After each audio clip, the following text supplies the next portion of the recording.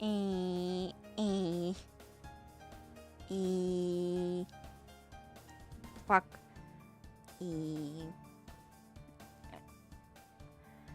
I think I should be live right now. Ow, my tooth. It's not really impairing my speech a whole lot. And once again, I have to re-enter this fucking game. Hi everyone, hi everyone. This is going to be the last stream.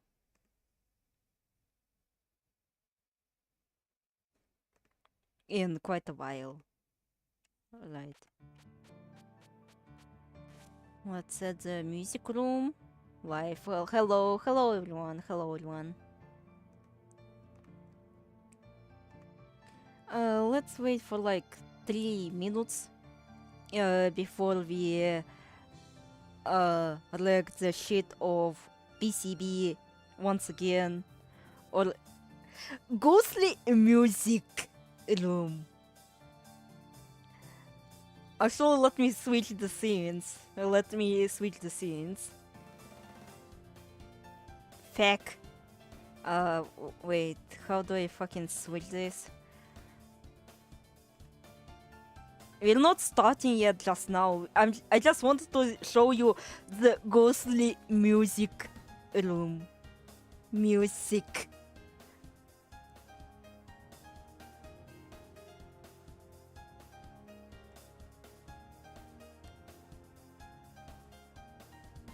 Yes, what the fuck it is? Alright, now it's showing. Alright, ghostly music. Man, I love myself some music.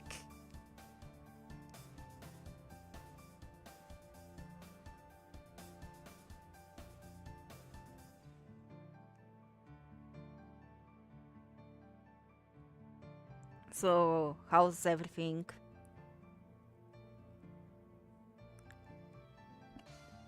Let's wait for like 30 seconds before we actually start.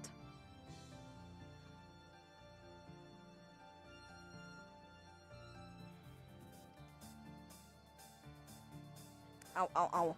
My leg. Oops. Not gonna lie, I'm absolutely fucked. I got now an idea how long I'm gonna be awake for. Oh. Alright, I think we should start now. And to be honest, I don't think I'll be streaming for too much because I feel kinda ippy.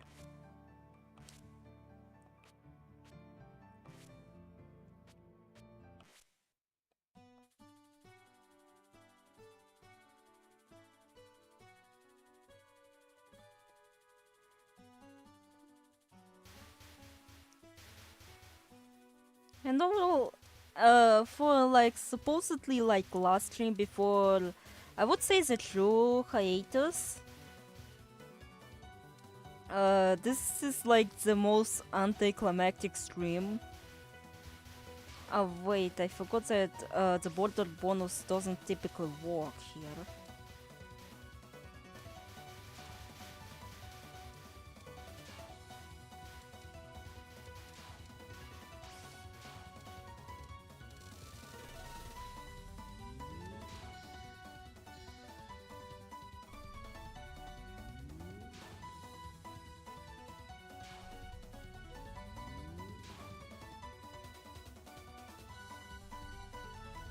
Come on, die, please.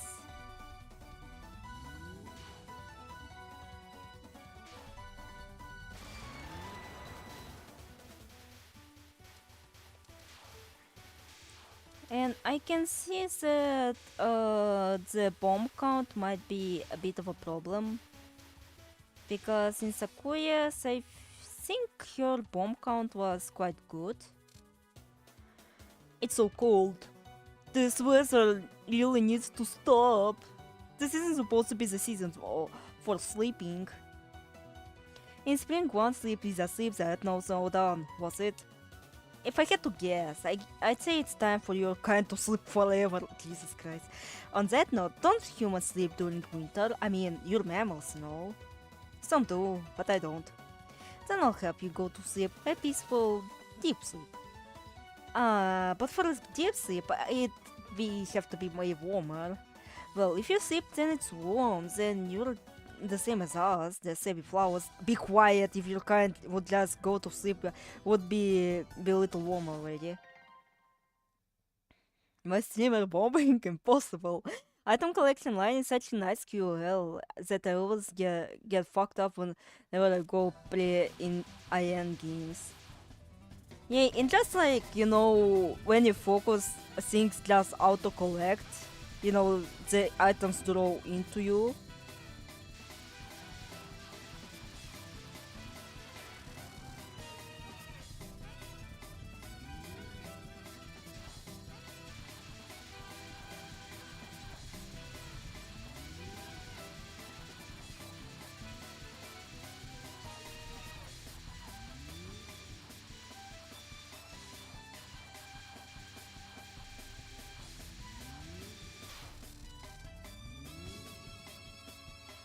Also, winter is kinda ending at my place. Not really, because, well, it's still going to be snow a whole lot, but the temperature recently started to get into one digits, like -9 or something I saw.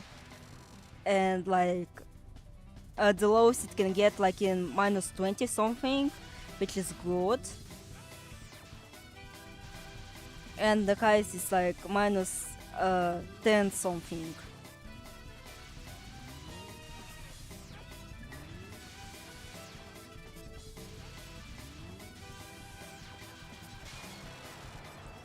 That didn't warm me up much.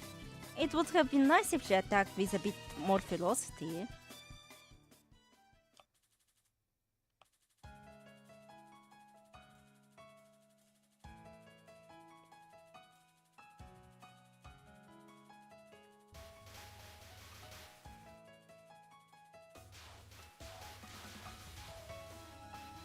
And overall, like, the day started to get much more brighter.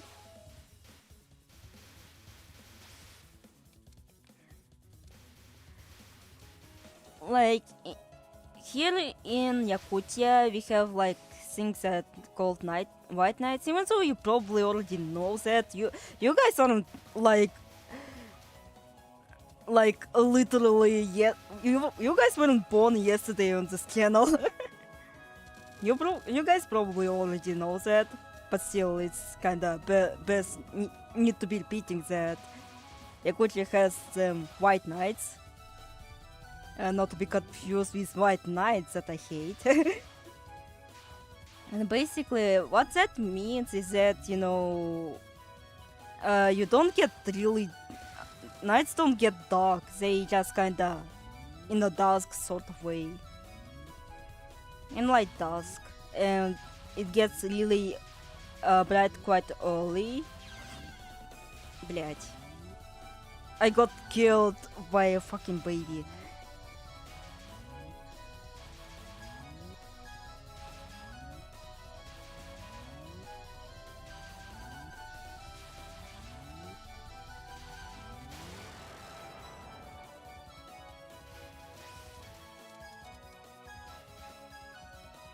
Yeah, they get dim, but not dark at all.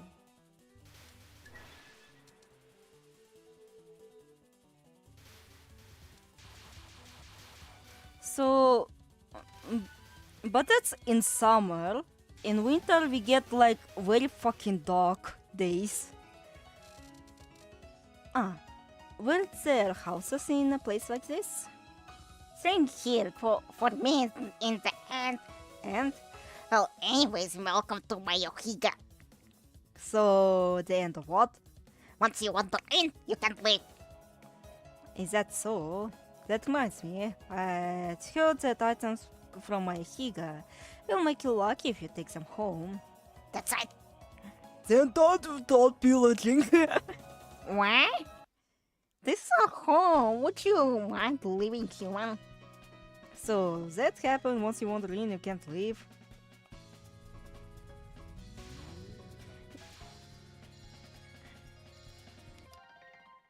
Huge amulet beam. Yeah, it actually kinda looks very cute. Not gonna lie. Even though it's kinda weird calling fucking amulets cute, but please bear with me. I find a lot of weird shit cute.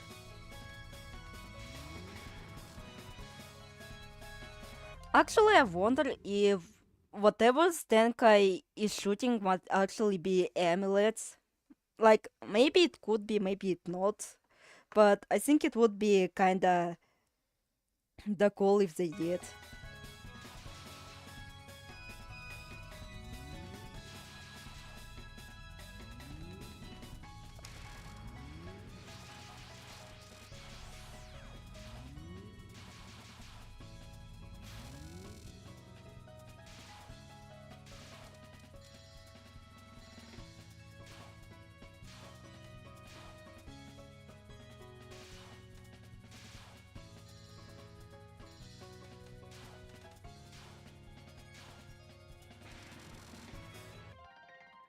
This amulet ray, kinda cute. I used to think Tenkai had a flamethrower when I didn't know them well enough, but she's throwing waffles.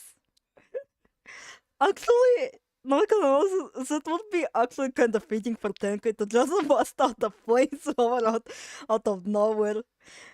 It doesn't fit their character all that much, admittedly, but at the same time, it would fit them because they're so sick of like war games and shit. They just decided to, you know what, fuck you, I'm going to nuke you.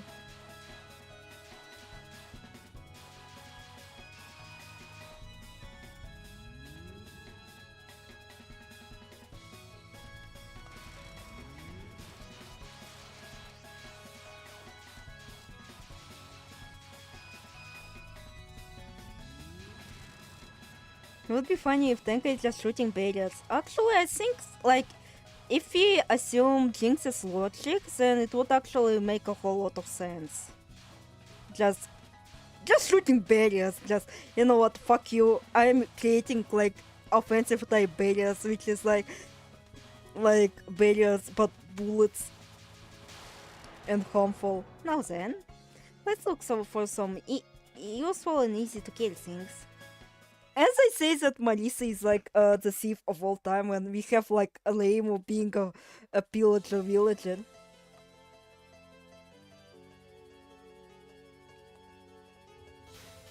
Apparently my depression.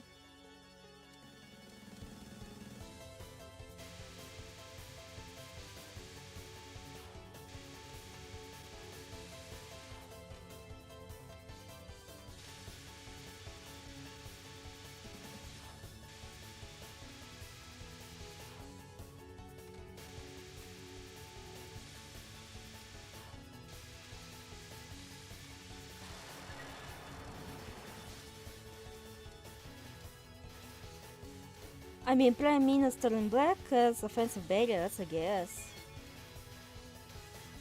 Also, that is like the sickest name of spell card ever, in my opinion. And you know, I kind of want to see like Tenkai actually dressed in black robes, you know. That would be kind of sick shit.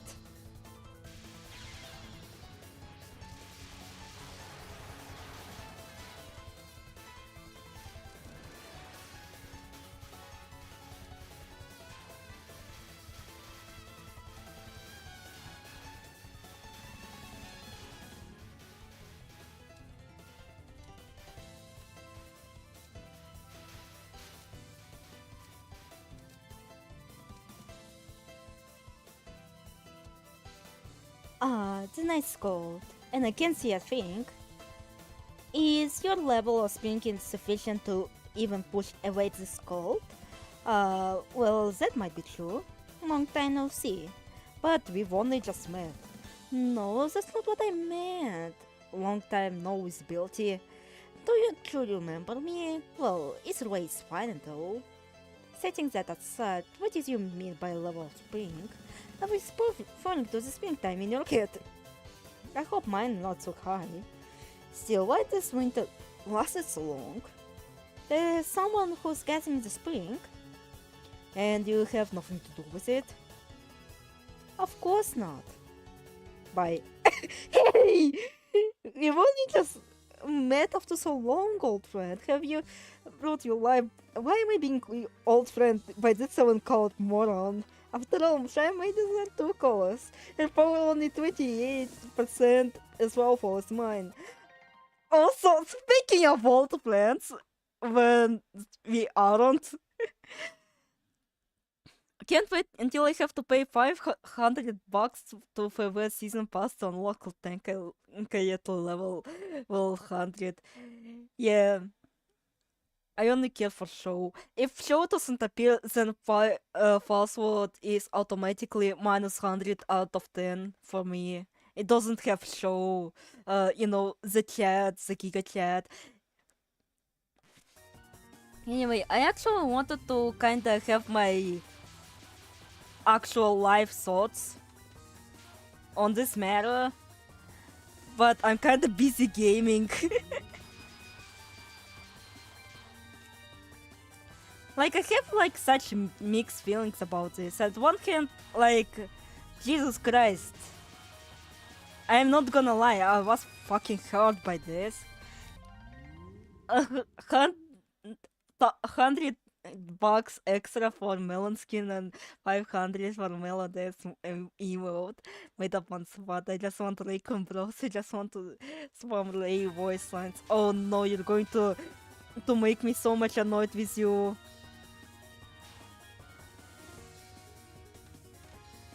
Because not gonna lie, I kinda don't like Raykun's voice all that much. I think I find it very annoying.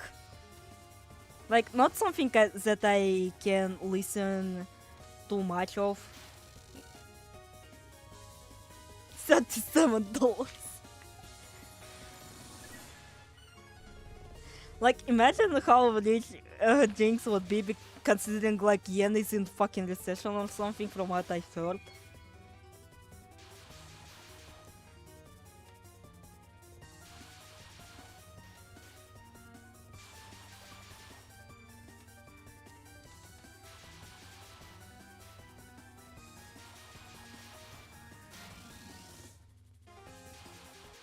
Raykun is a little tall goblin fixing, exactly.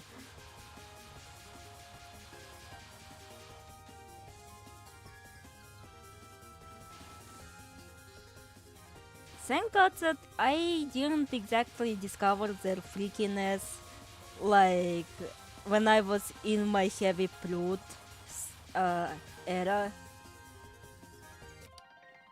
With soy sauce, my eyeballs in a time.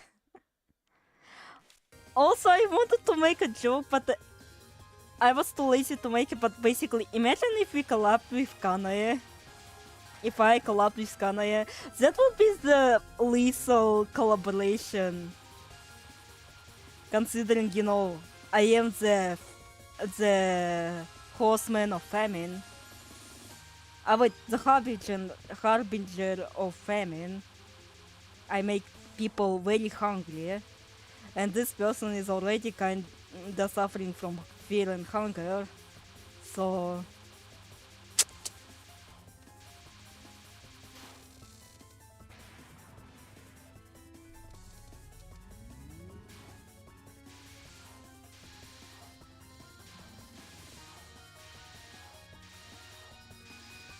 The language barrier collapse.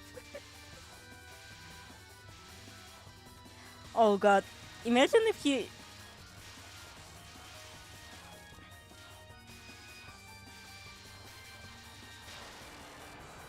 By spring, were you referring to these chili petals? You were guessing them without knowing that? No, I mean, yes.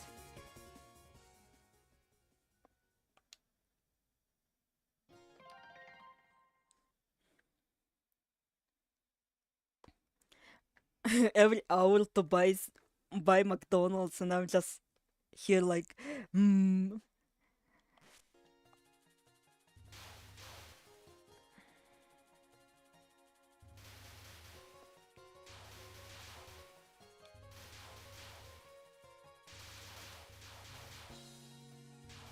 Oh god, it's time, Maurice. It's time for you.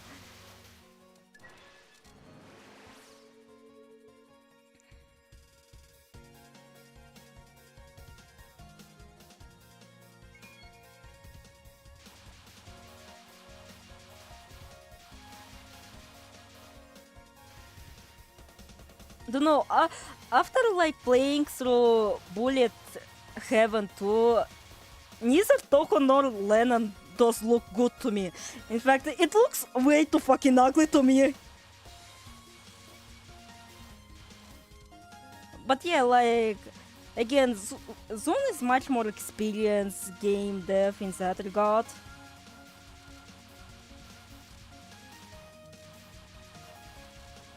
You know, it does seem like he actually designed the game like with all difficulties in mind. In time for me to explode Maurice cameo, bro, speak stage time. I recently did a lunatic lily white for stupid video idea I had for 20th March.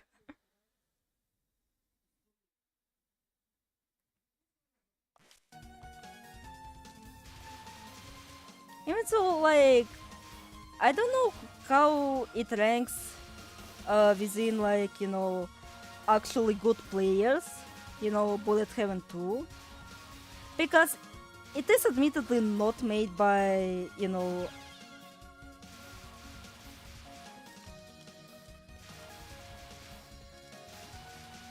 by, you know, an actual STG player, maybe. Like, Epic Battle Fantasy's whole specialty is like RPGs, you know? And, you know, Bullet Heaven is just much more casual in that regard.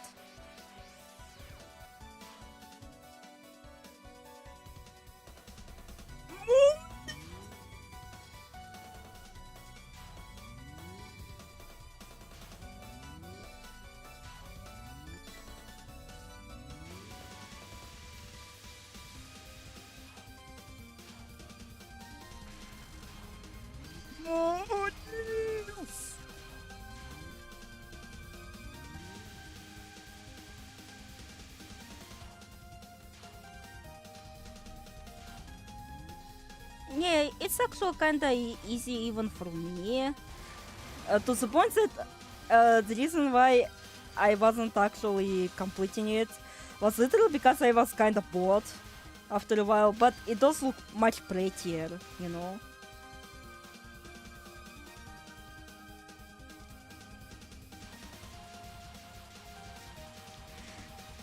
Yeah, such a bad translation. Those are the same guy who translated, you know, bitch, get out of the way.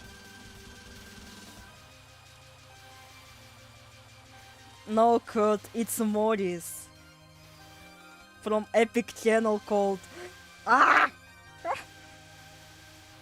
From Epic channel called Press E to Ascend.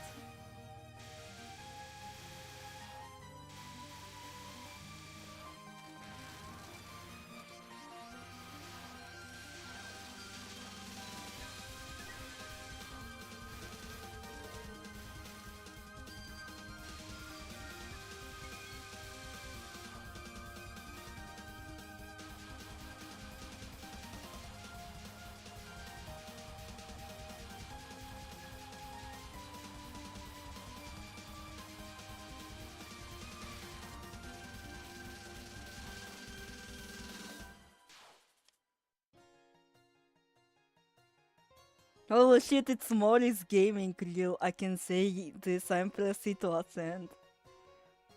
Ascend to where? For how long? So anyhow, while that cherry blossom fluttering about the clouds, doesn't someone usually show up to have a response by now? Oh, hi Eric. Yeah, sure. See, it's that around here, when the season changes, the atmospheric pressure lowers. Looks like our tension is about to lower as well. Hey, I have business here. I'm not going home yet. Nobody's telling you to. Also, every single people is once again gathered here. I mean, it seems like my destination is behind this gate. You're calling too much, sister. You're calling too much, sister. And who is that? An ascending air current. A natural enemy. Not necessarily. Anyway, so who are you people and what is this place anyway? We have Poltergeist performance ensemble, we will call it here. There will be a cherry blossom viewing and Haku. You, however, can't perform. But I wanna go flower viewing too. You have not been invited. By phantoms wouldn't like that anyway. Unwanted noise should have been drowned out. Good luck. Any assistant will be welcome. Look, I cannot aim.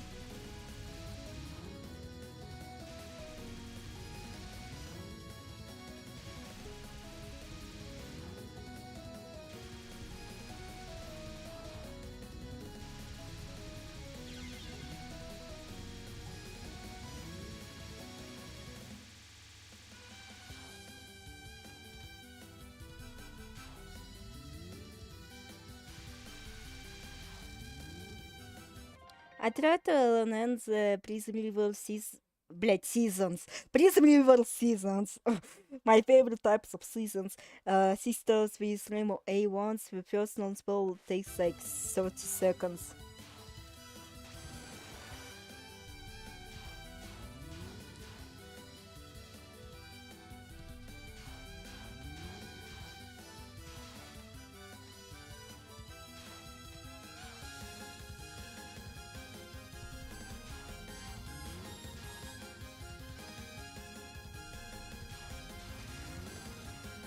No, don't worry, Olive. There's a spam section at stage 6 that makes me want to pick this shot despite how much worse it is for everything else.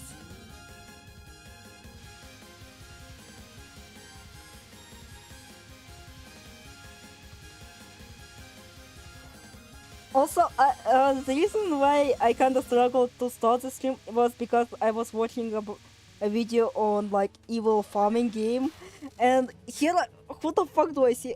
Like, it's probably they meant like some other person. No! Fuck, I didn't get hit, I didn't fucking die. I have to deal with this fucking bullshit. I don't care how small Remus hitbox is. With my fucking skill issue, the hitbox.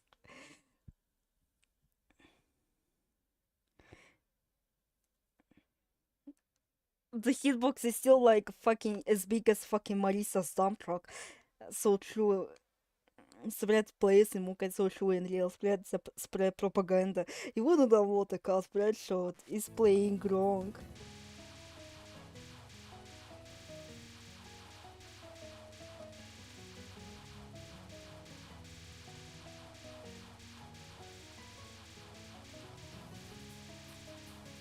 I love how you guys like referring to like meta games and such, and I'm just like, I'm so glad I don't have to aim. I don't have to play good.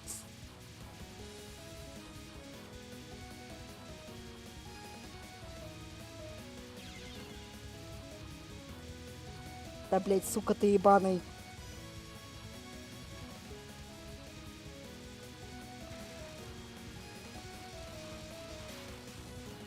Oh yeah, Olive, with borders even the end of her, that's why you didn't get hit. No, I just didn't fucking reach the fucking bullet. In time.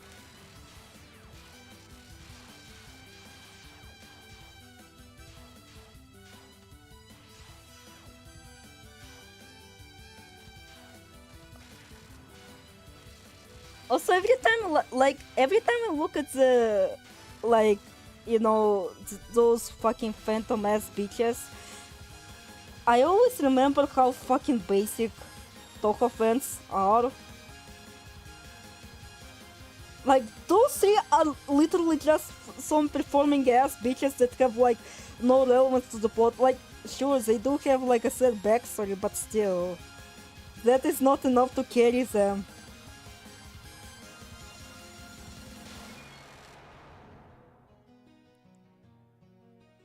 Yes, now I can attend the flower viewing, so you'll go as to hijack the flower viewing. I feel like something is wrong.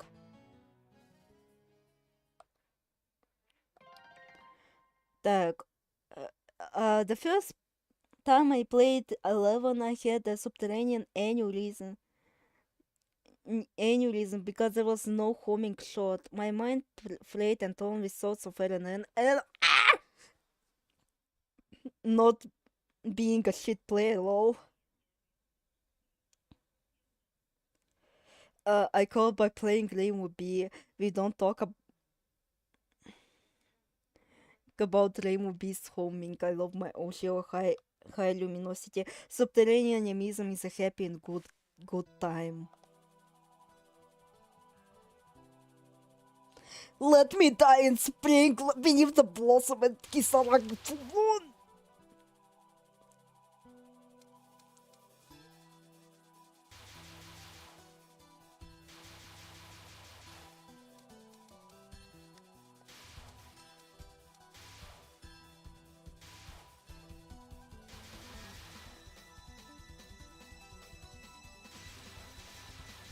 I'm going to die to Yomo once again.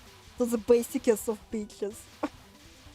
Well, to be fair, she's not nearly as basic as Prism River Sisters, but still. So to be fair, I am a fan of Show, and I'm just like fucking gaslit everyone into thinking that Show is like a very goated character.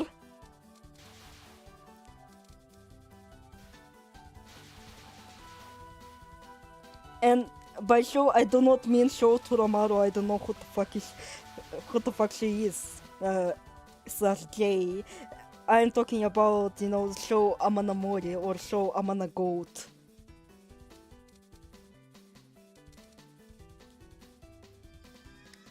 You're a human, I see, just what I needed.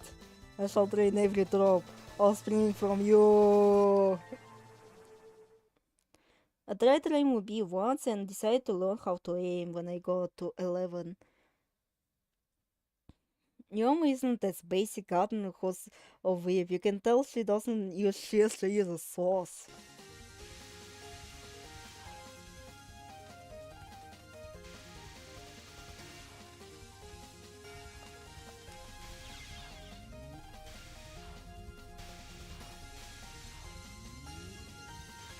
I still have no fucking idea how the fuck do I dodge this fucking buffing of bullets.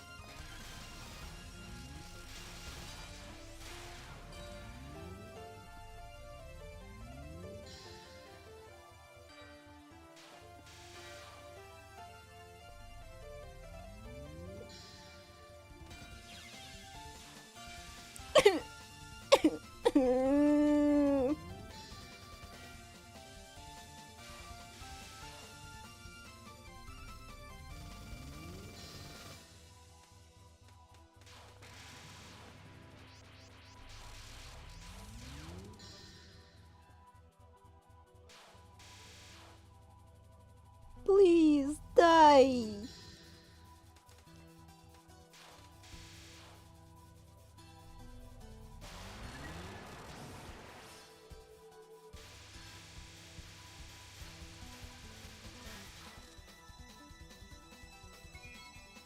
To be fair, Rainbow B isn't the worst shot, it's Marisa C.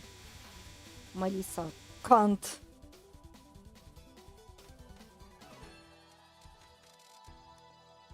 This ominous feeling doesn't make me happy at all. So that's why everyone here is noisy. It must be because of a living human. Don't tell me this place is... This is the place where used to be a living reside.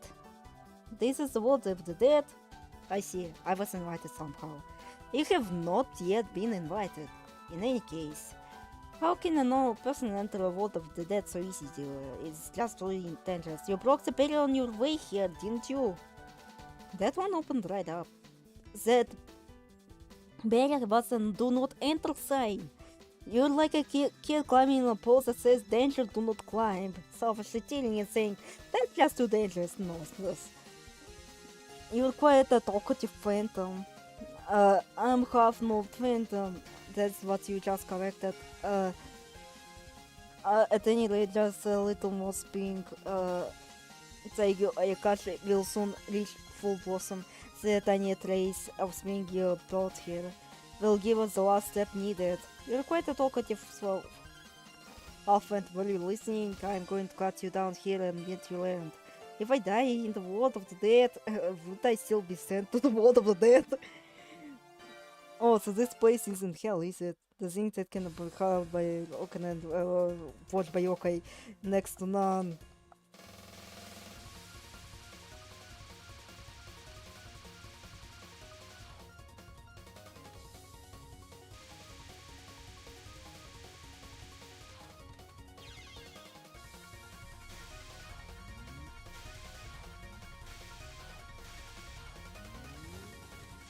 God, if I wasn't so restrained, I would have actually used the R-sword towards myself. I'm so R-worded.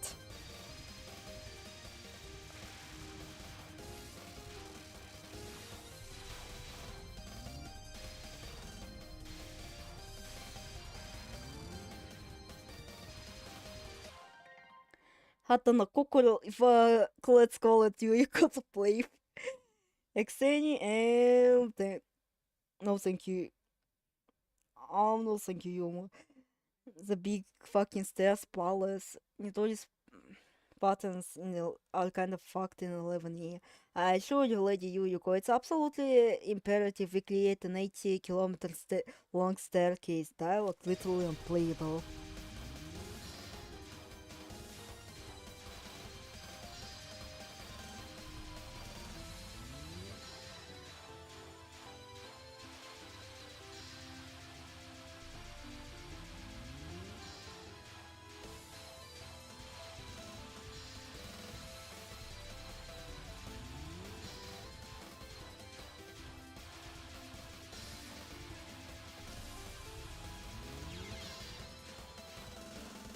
Блять.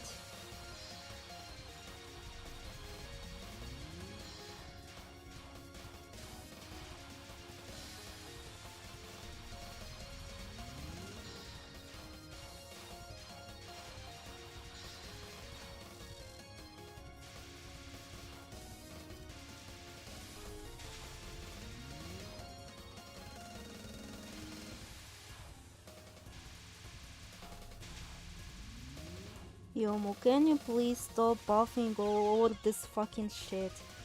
Fuck. Yeah, I think I might actually change the shot type because, well, yeah, it literally does 0 damage.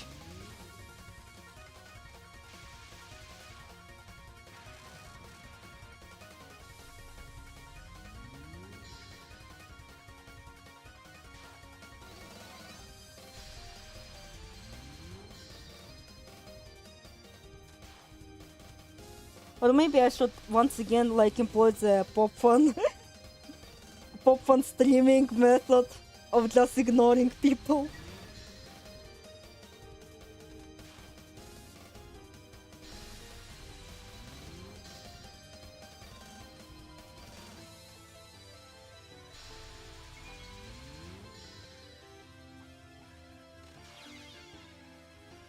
Yeah, I'm fucking committing suicide.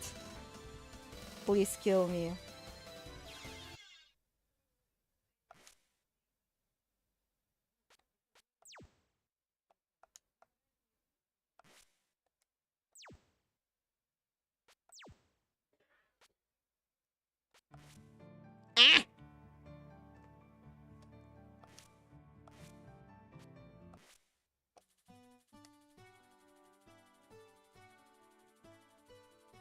Quantum Mansion strikes again.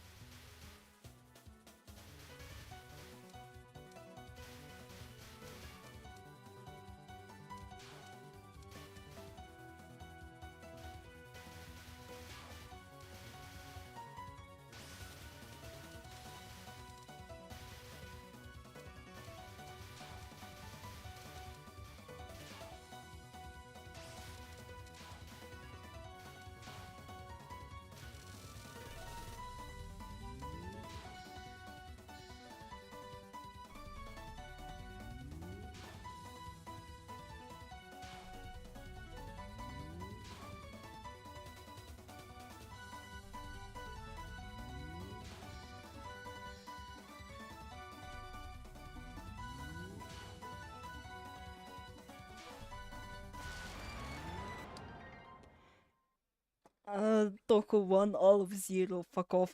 Yeah, because Lennon practically so in Lennon practically a death sentence, so he's having a hitbox slow equal death in Lennon is so PC98 on things.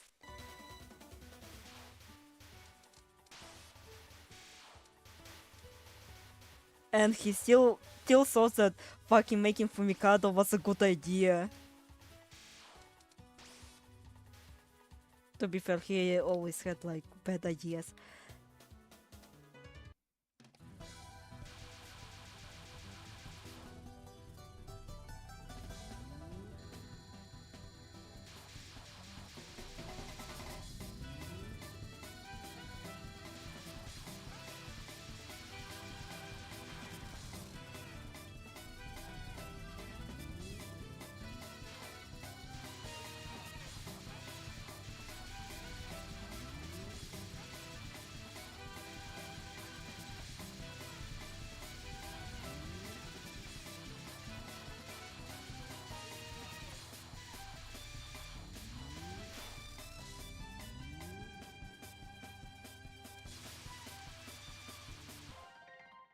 Context. The first shots in PC98 are usually better. I say usually because Pojiti has Kyurikita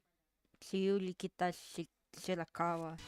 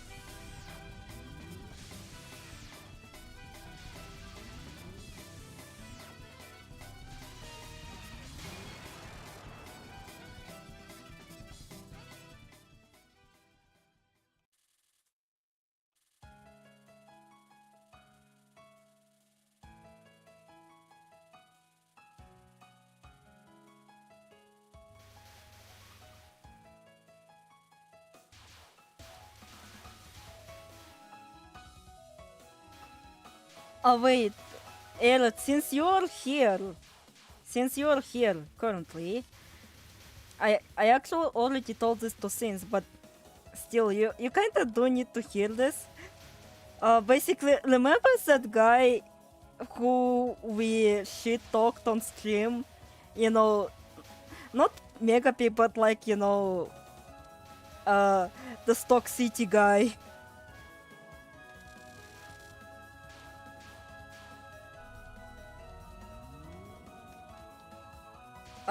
He appeared on my channel during this whole like 15-year-old saga. And I think like I will refer to that person as dumbass 15-year-old. No, not this guy.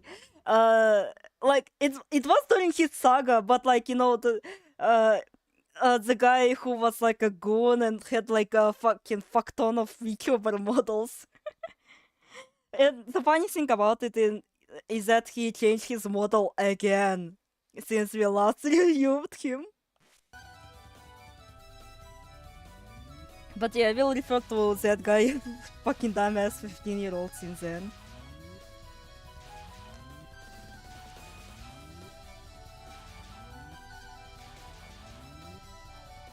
Because what he did was really fucking dumb.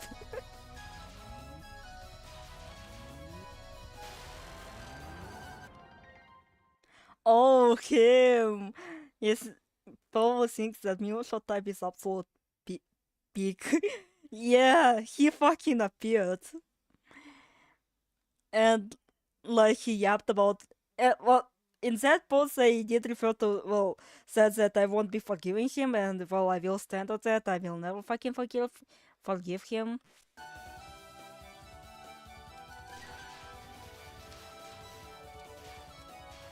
Again, like, stalking me is one thing, but like targeting other people is like a whole nother thing. Like,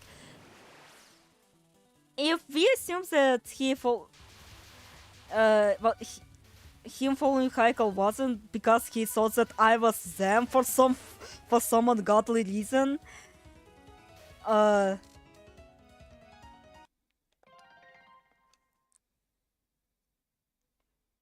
Gun in the make him sleep with the fishes on the other way. Shot so big, Mima made several shot types variation of Mima's archetype. And so let me actually tell you what the fuck is going on. So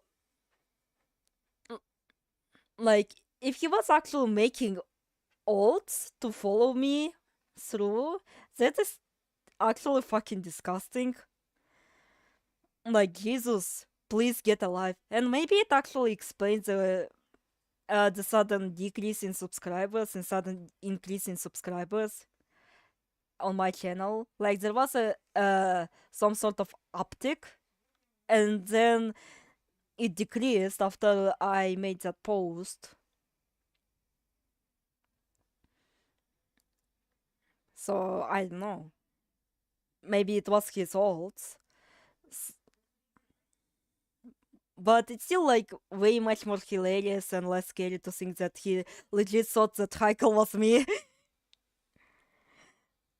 And I will also talk about another situation which Pressy might be actually familiar with because, well, they did see me post about it on Bisky.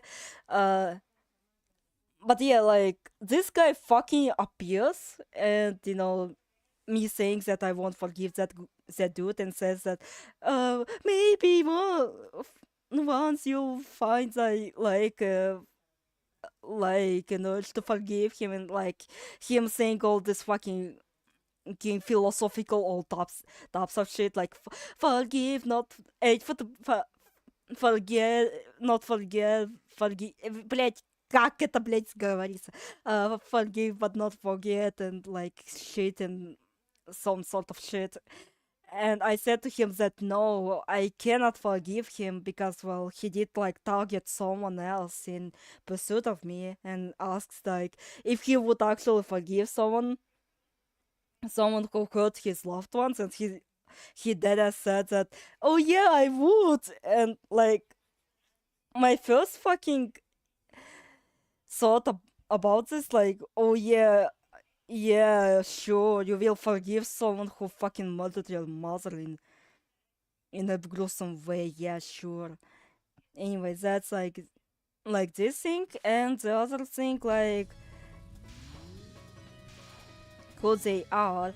So basically, the person who I was talking about was Blue Amaryllis, and well, she kind of made the news for allegedly coming back to life. So basically, like her agency, her genmates announced, like she announced her graduation, which means like, you know, she basically will no longer will be doing the VTubing.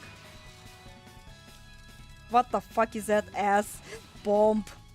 What the fuck is that fucking Kuroji bomb?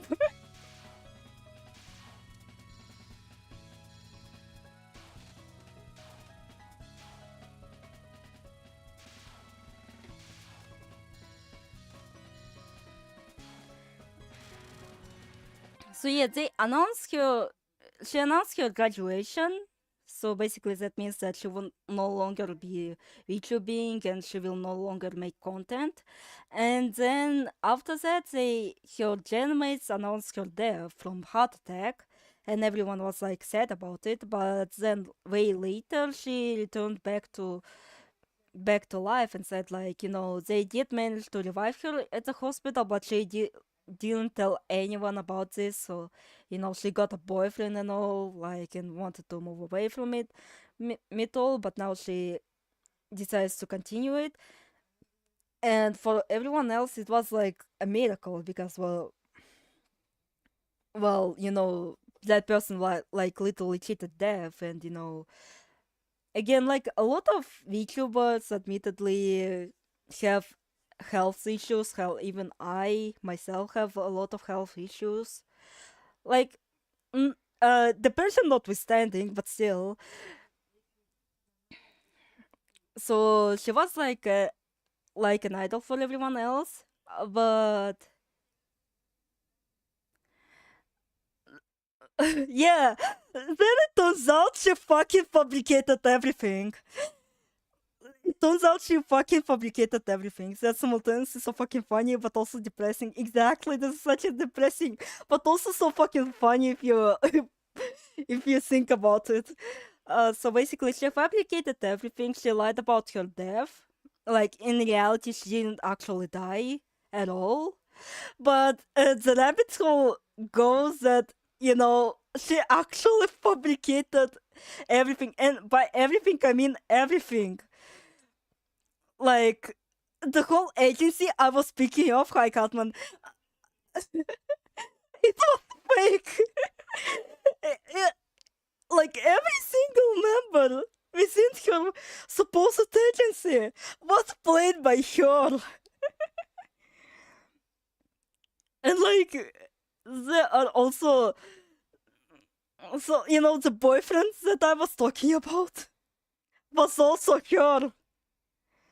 She was dating herself. She was pretending herself. And she also, even the people lamenting, yeah, she also so faked her fans. Like there were like some people who were jumping to defend her, and some of them were actually her alts. Mafia level schemes by Vtubers. Insane multitasking, exactly. She basically like faked it all. Like she would actually put multiple checks and change her voice to to stage like a collab or a meeting.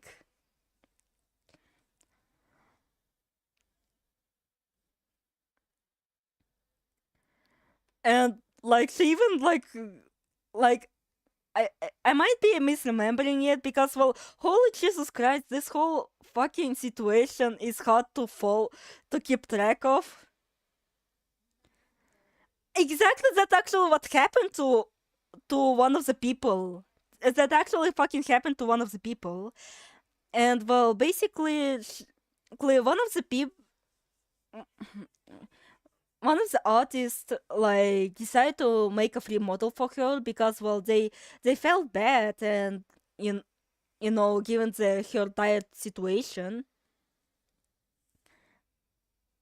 Yeah, yeah. Given her diet situation, and they literally got sick while doing it because they were crunching really hard to put out this model. And legit, after like the truth came out, like people legit thought that this person who was making a model was also her, which is not true. Hell, they got quite betrayed by this whole situation. Given that, their sympathy was for nothing and they rushed this model for nothing.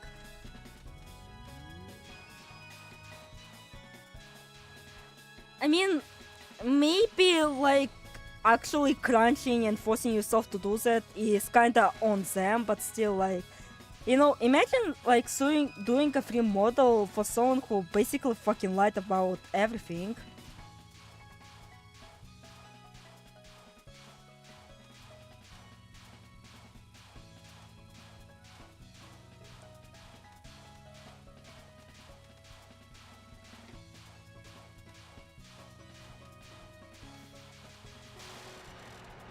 Now the бля.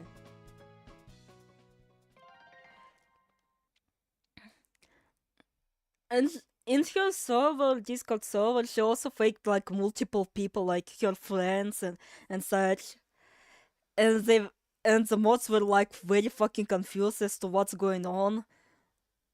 Like she would also like make excuses as to why one person couldn't speak simultaneously, kind of like that. Like this situation was a fucking mess, not gonna lie. It's depressing, but at the same time, with fucking Eggman, this is like fucking with that Eggman clip, it's just so hilarious. It's literally just this thing. You fool! I have 70 alternative accounts! Which is literally this.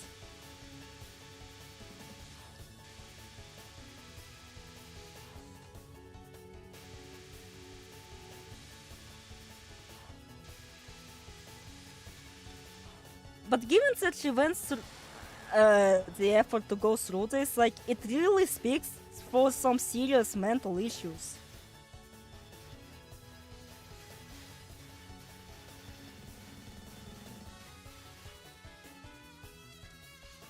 Again, fabricating literally everything. And to the point of allegedly even believing your own lies.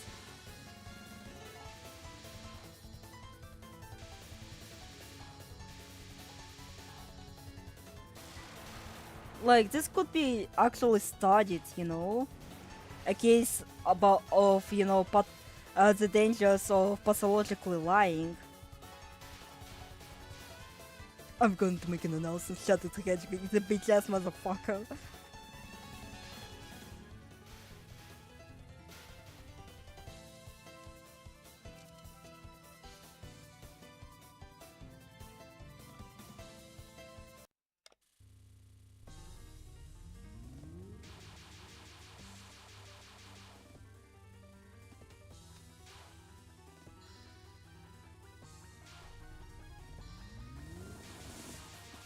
So the reason why I'm kind of ego tripping, because, well, it's literally inverse of my situation. Because, well, if you assume that this dumbass 15-year-old thought that I was Heikel, then, assuming that this person that has like several accounts when it's literally not the case. In fact, like, how could I even achieve that?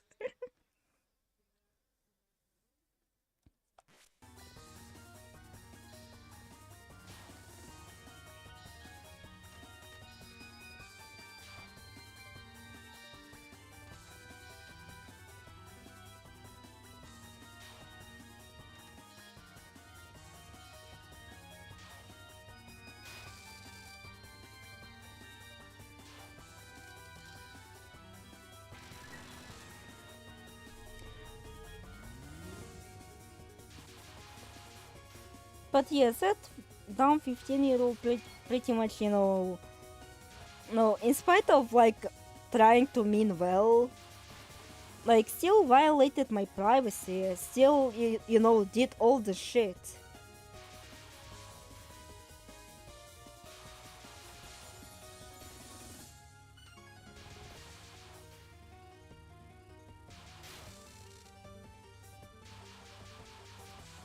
Still put me through unnecessary stress.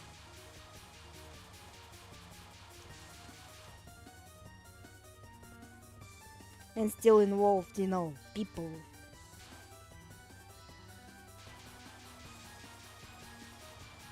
And the saddest part, it could have been avoided if he actually fucking explained himself, Actually wasn't a fucking pussy and actually apologized to me at least.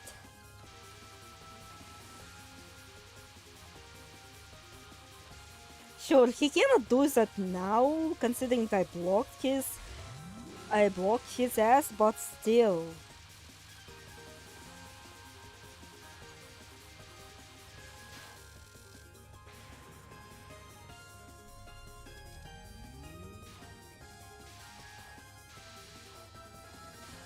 And I do not plan to unblock him.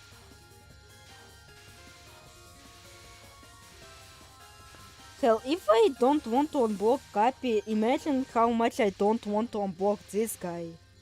Cappy was at least like a fucking annoyance, but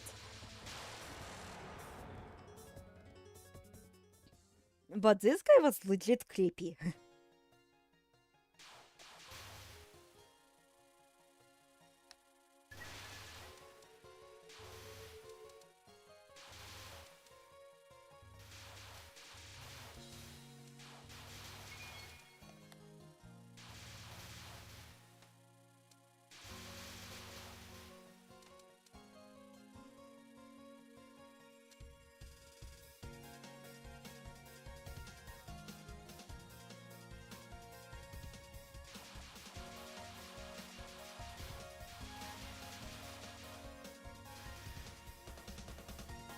obviously not going to stay mad at him for this long. In fact, I think it'll be the last time I'll actually bring this up. You know, for everyone's sake. Again, I did say that I want to move on. So yeah.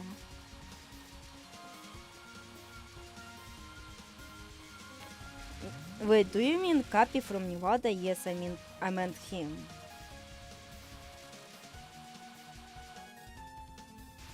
Wait, so bombs actually change depend on whether or not you are fucking holding shift?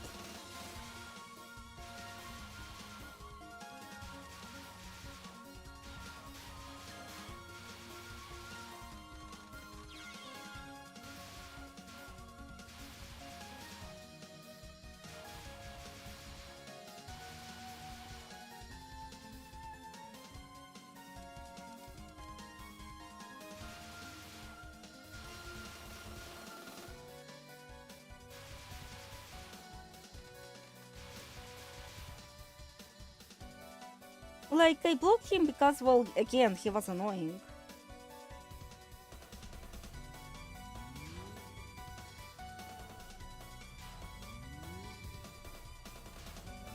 You didn't know? What I didn't know?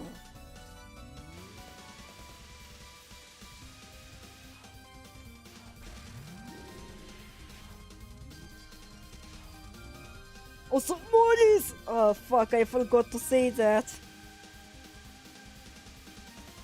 Morris! You keep killing me.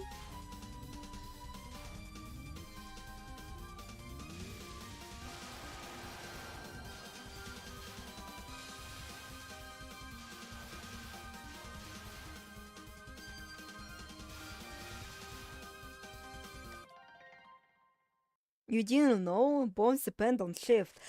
I didn't! I didn't fucking notice it when I was playing through this game.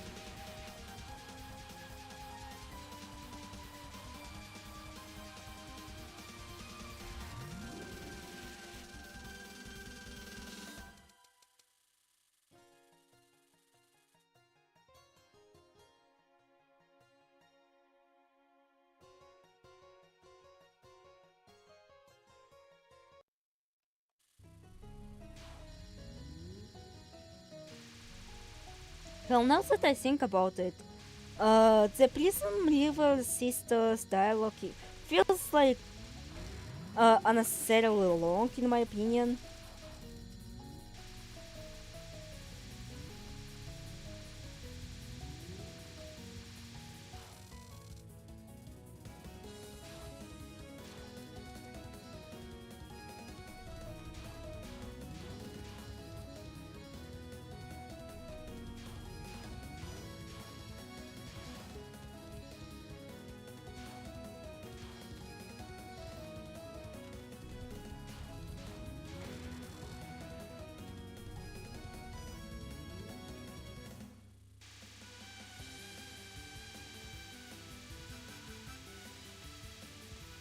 And well, taking jokes way too seriously, you know?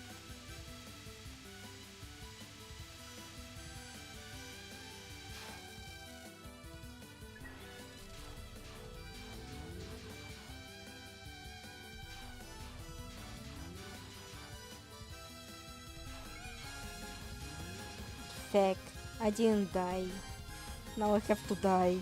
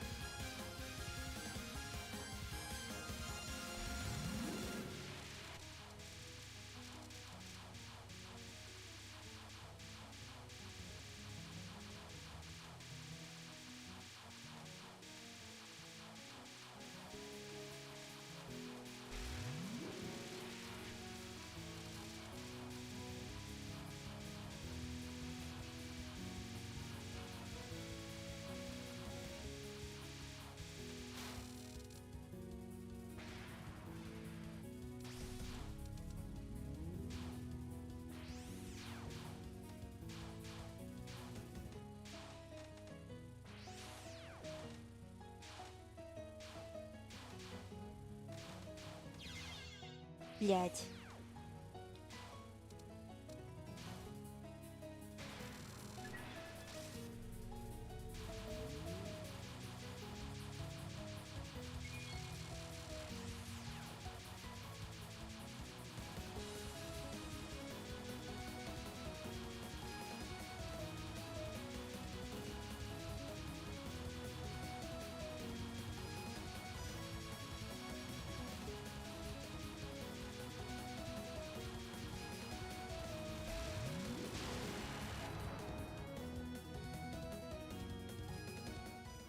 Well, I didn't knew I could focus in 6.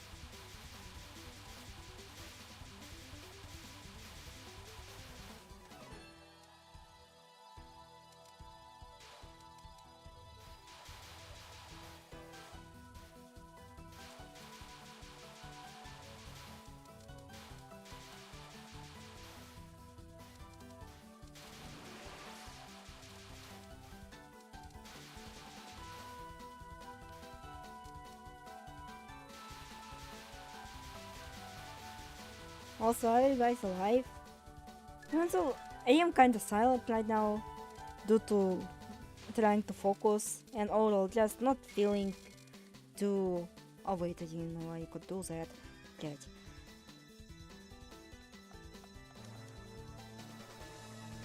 Please shut the fuck up.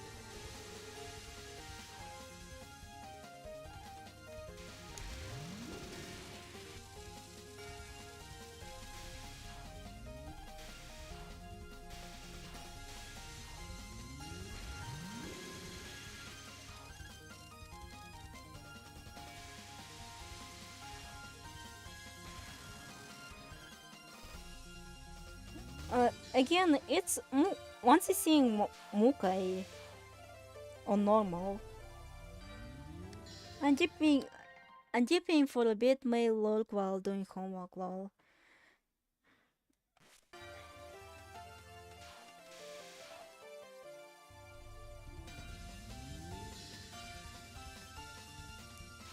Again, because well, Mukai is already pretty hard. And the reason why I achieved this is, well, because, well, I was fucking grinding for it. It wasn't me, like, blindly playing through it. Or just casually.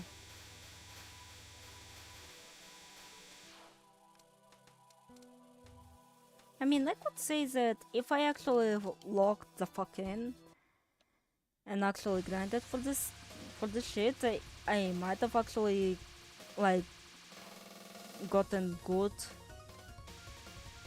But like, again, I just don't generally play shmups all that much.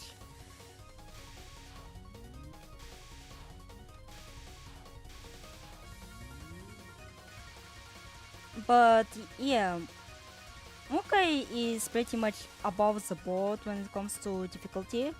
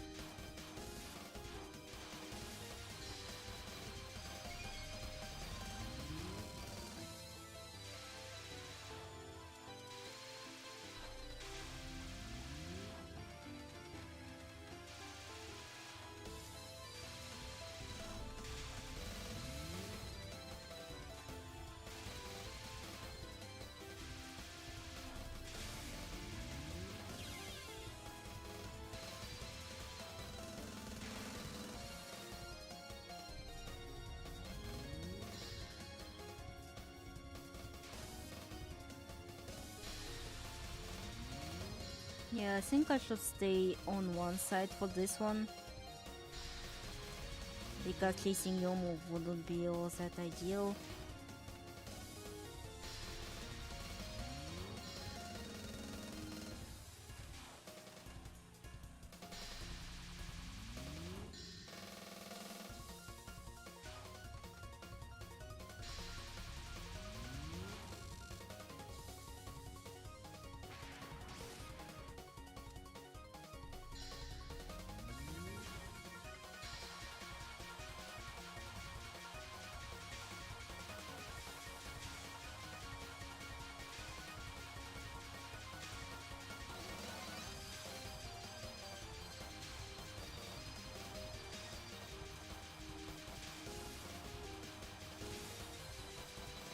I'm overall just a much more casual player of SCGs.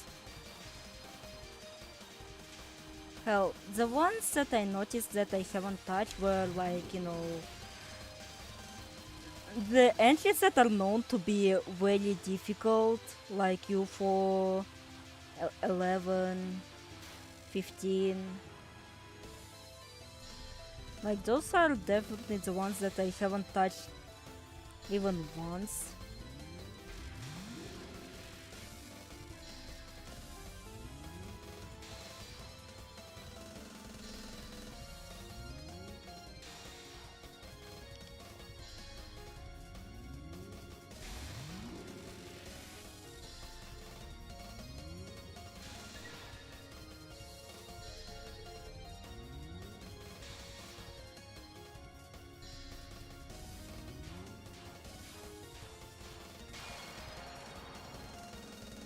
Ow.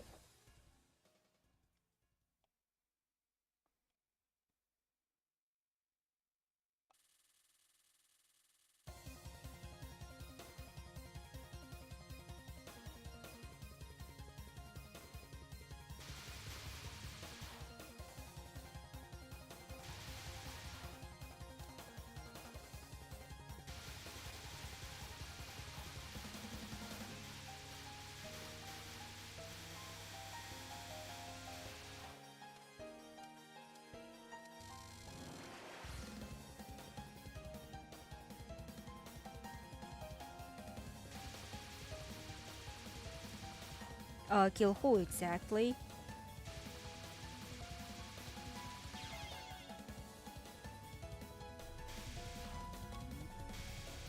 Oh wait, I realized that I haven't actually read the Yuyuko's dialogue, so I should not skip it.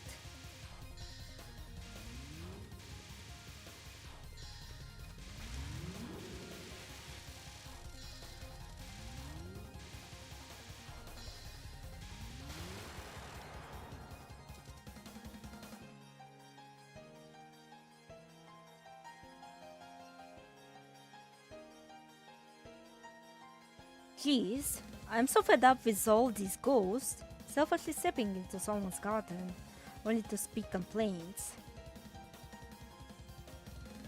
That's not normal. I'm sure my home is full of ghosts, yes. Now, what was my business here again? That lovely chair. Did you comfortable flower viewing? We do have a few empty spaces. Oh really? Well then, let's go take a look. You're still not invited, dear. Ah, yes, I remember. Remember what? Let's have a flower viewing party at my shrine. Even though the flowers here are truly beautiful, would you kindly return to spring your soul? Just a little longer. A little longer and Saikyo Ayakashi will be in full bloom. Just what is Saikyo Ayakashi? Our yokai cherry tree. We still don't have enough spring to break the seal on its blossom. It's been intentionally sealed up, so it's probably better not to mess with it, right? Besides, we don't know what's sealed in it. How can you say that after breaching our barrier? Well, whatever. So, what happens if we break the seal? A perfect bloom will occur. And at that time, a certain someone will be revived. Reviving people just for curiosity isn't good, and again, we don't know who will be revived at all, Oh, I can invite humans and yokai to their dev just out of curiosity. Just being able to bring death doesn't mean you know anything about bringing life. What if you revive something real nasty? We can't know before we try. Anyway, uninvited girl, being here at this point in this time is the same as being dead. Or more precisely, being here means you have died. Even if I'm dead, I can go flower viewing. If I could just have that bit of spring you carry within you, I could see a true cherry blossom with that certain someone. Alright, enough joking around. I will now take back the Kentucky Spring. We should have said so from the start. It was the second thing I said from the start. The conclusion is the most important part. Return beneath the flowers, ghost of spring, see beneath the flowers, straight white butterfly.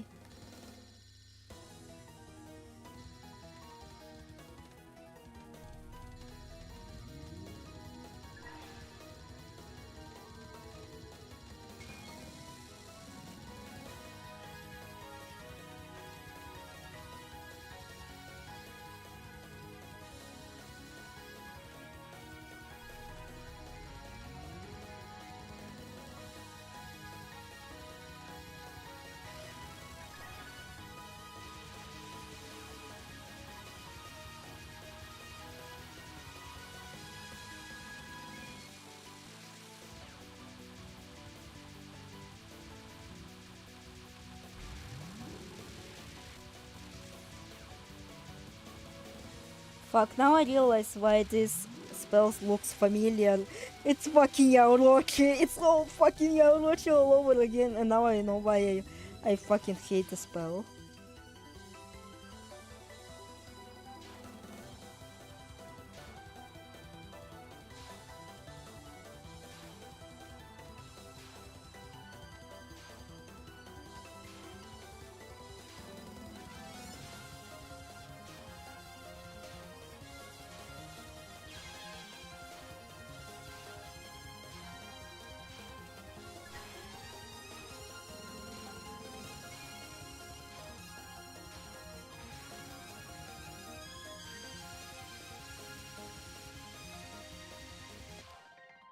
Yaorochi mentioned nice. Now I can't unsee it. You're welcome. Only a true Lennon brain-rotted individual could say such words.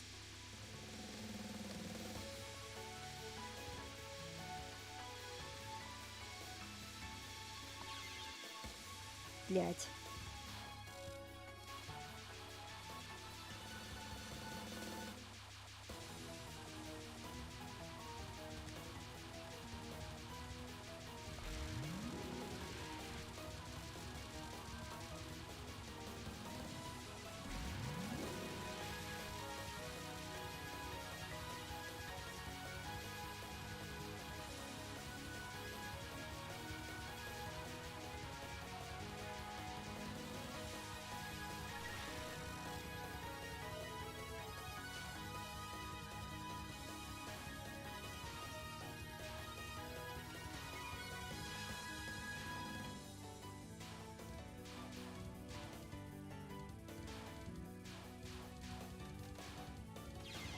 Блять.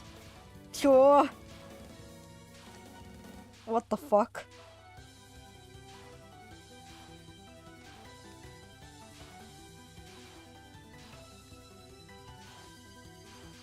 Well, good to know, I guess.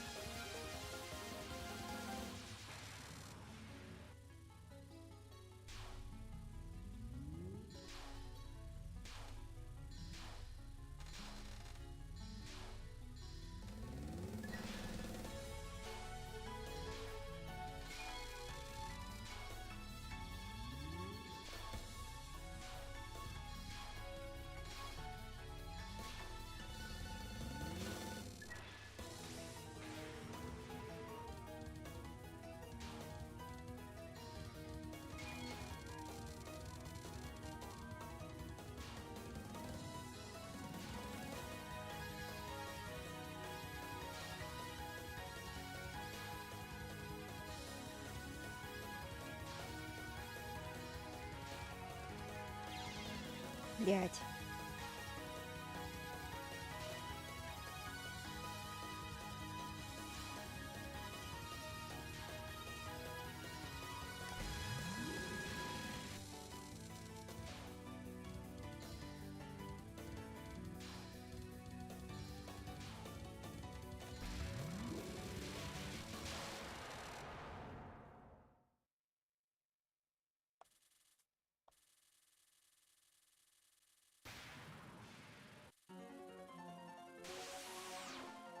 No, we're back at it. We're back at it again, boys. Блять.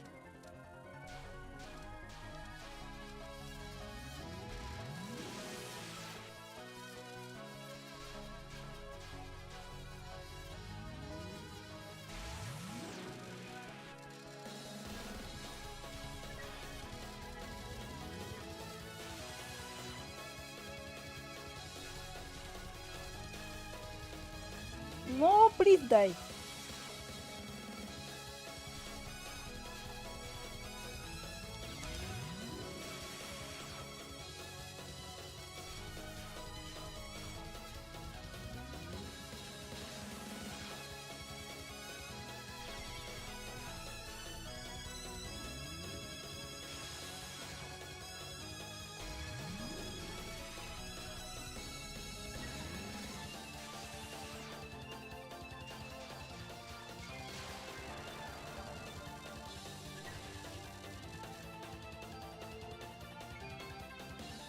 Phew.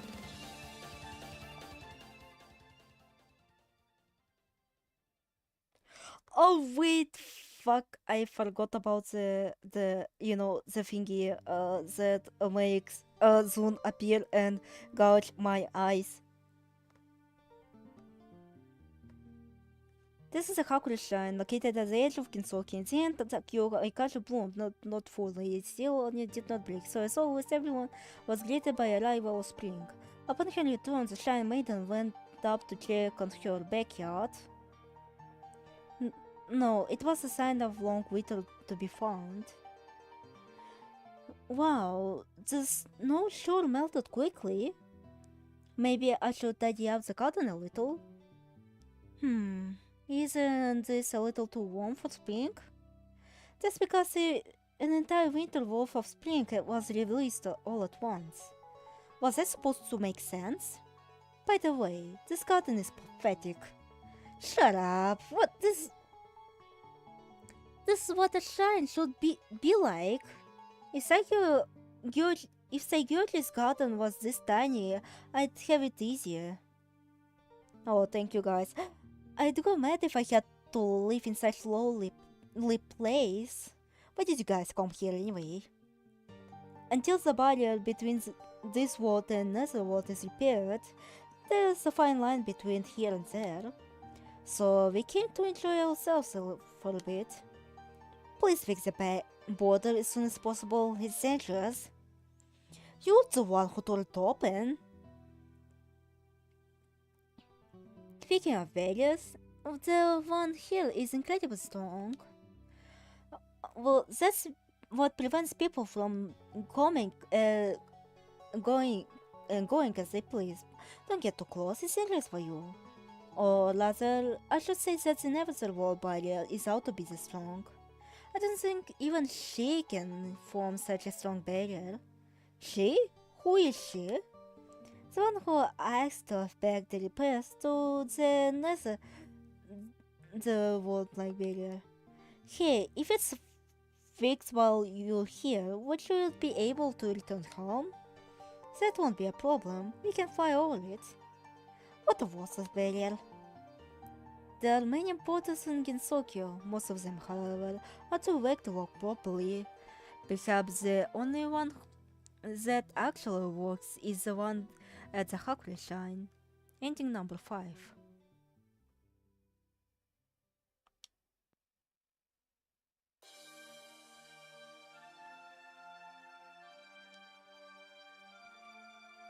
Like, I genuinely hope the endings don't depend on, like,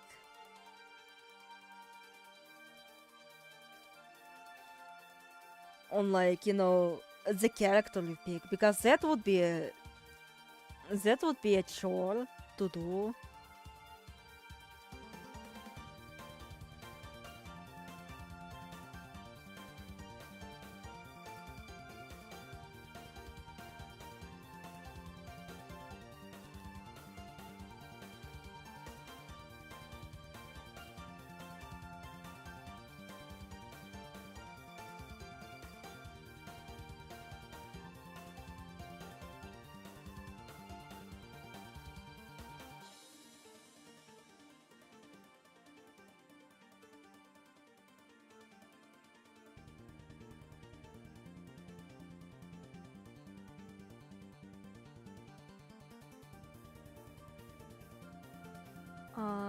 I think I should actually start reading the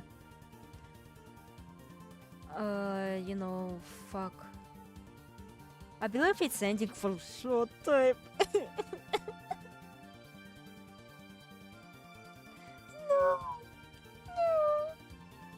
no, no.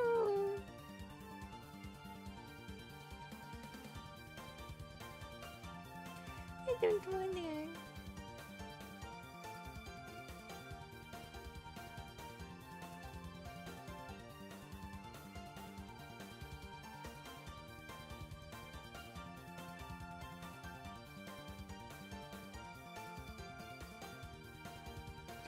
Should be talking to my BF, so I'm out. Welcome stream. Have a nice night. Oh, thank you, thank you.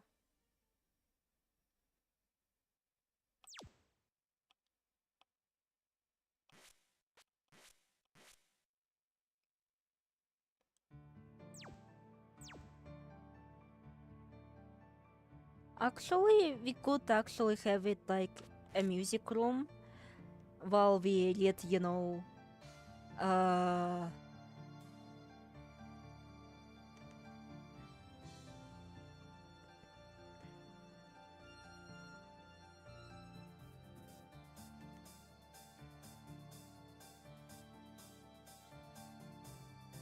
wait, does it have an English translation or what?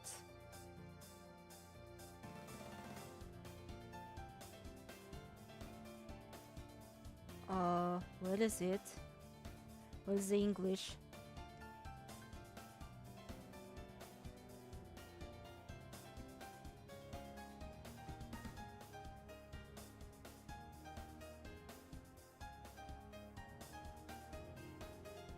Well, fuck, I guess we have to look it up on Touhou Wiki.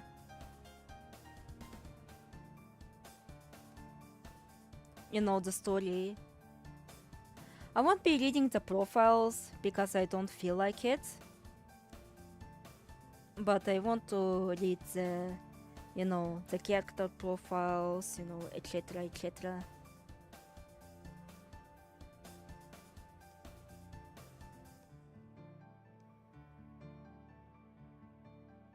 I wonder if I can arrange this. You know, I don't really want to pull up the stream on my phone.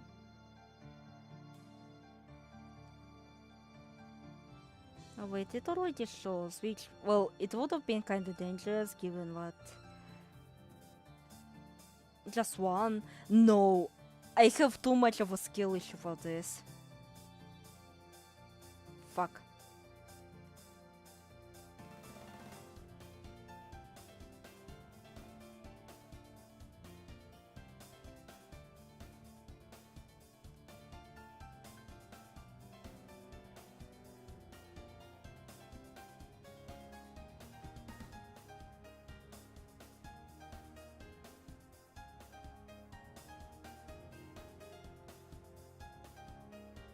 This is a remote place in an eastern country, far away from any human habitation. In ancient times, this was a place of terror. Those who wandered too close would be eaten by yokai. People named this place Gensokyo and never dared to approach. Most people feared the yokai, but a brave warrior would occasionally rise to defeat them. Some of those brave humans settled in Gensokyo to keep them close watch on yokai.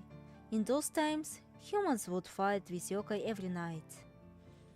Stories like those were common in this mountain country, and many places in Gensokyo existed in those times.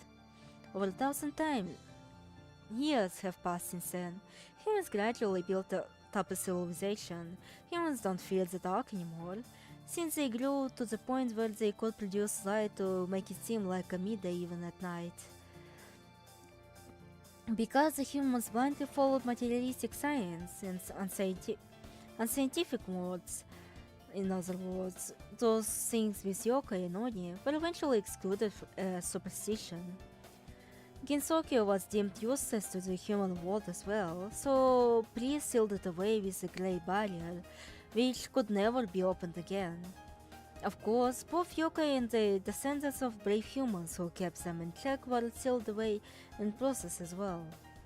That marked the end of history of humans and yokai. With the passing time, those who still knew of Gensokyo died out. Those immeasurable years have passed since its sealing.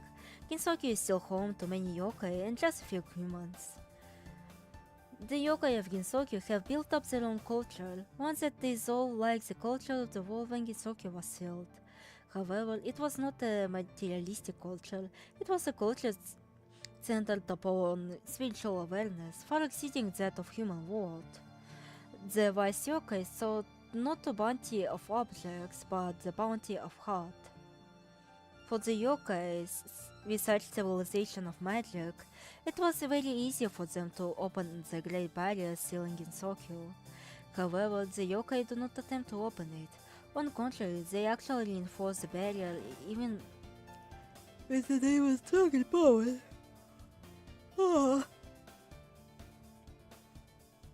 The barrier had once locked Gensokyo far away, now used in order to prevent the invasion of humans.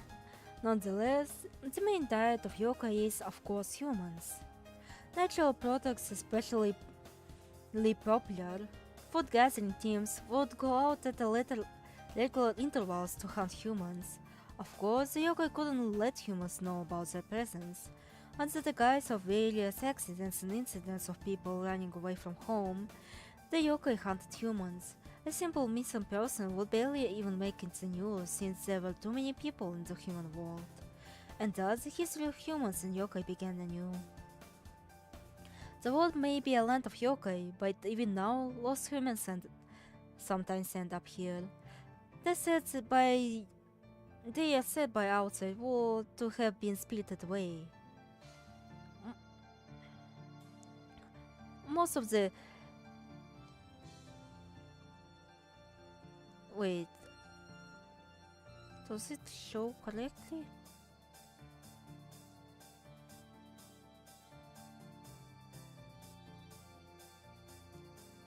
Like, is there a way I can cut this out? Like, only, like, show a portion of it?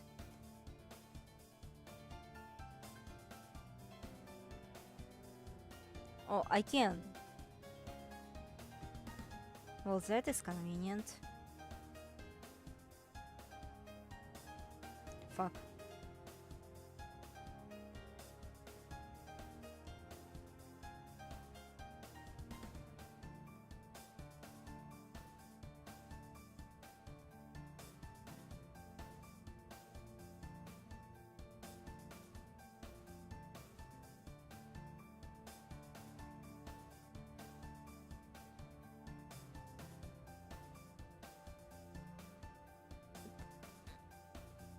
Most of the humans that enter Gensokyo aren't able to return, but in the end, when they are able to return to their original world, their spiriting away would only be met by a mountain of questions. Those people would anonymously say that the person was crazy, and would be believed by no one. They'd claim things like, I saw Togenkyo, I went to Horai-san. Those who visit Gensokyo seem to believe that it is a legendary paradise. At first glance, it looks like utopia without anything unnatural. Everything working out in favor of cultures living here. There is no doubt that, from the point of view of a person from the human world, this place is none other than paradise. Gensoku is a paradise of many yokai and a few humans. It will remain a paradise until humans are destroyed, or it is discovered by humans. The following story is a record of peaceful and fantastic everyday events that take place in Gensoku. P.S. So why is Gensoku a paradise for humans if they lived with yokai? Well, that's because everyone has enough power to defeat yokai in combat, but that's anything but boring. Inscribed by certain shy maiden of the Hakori Shrine.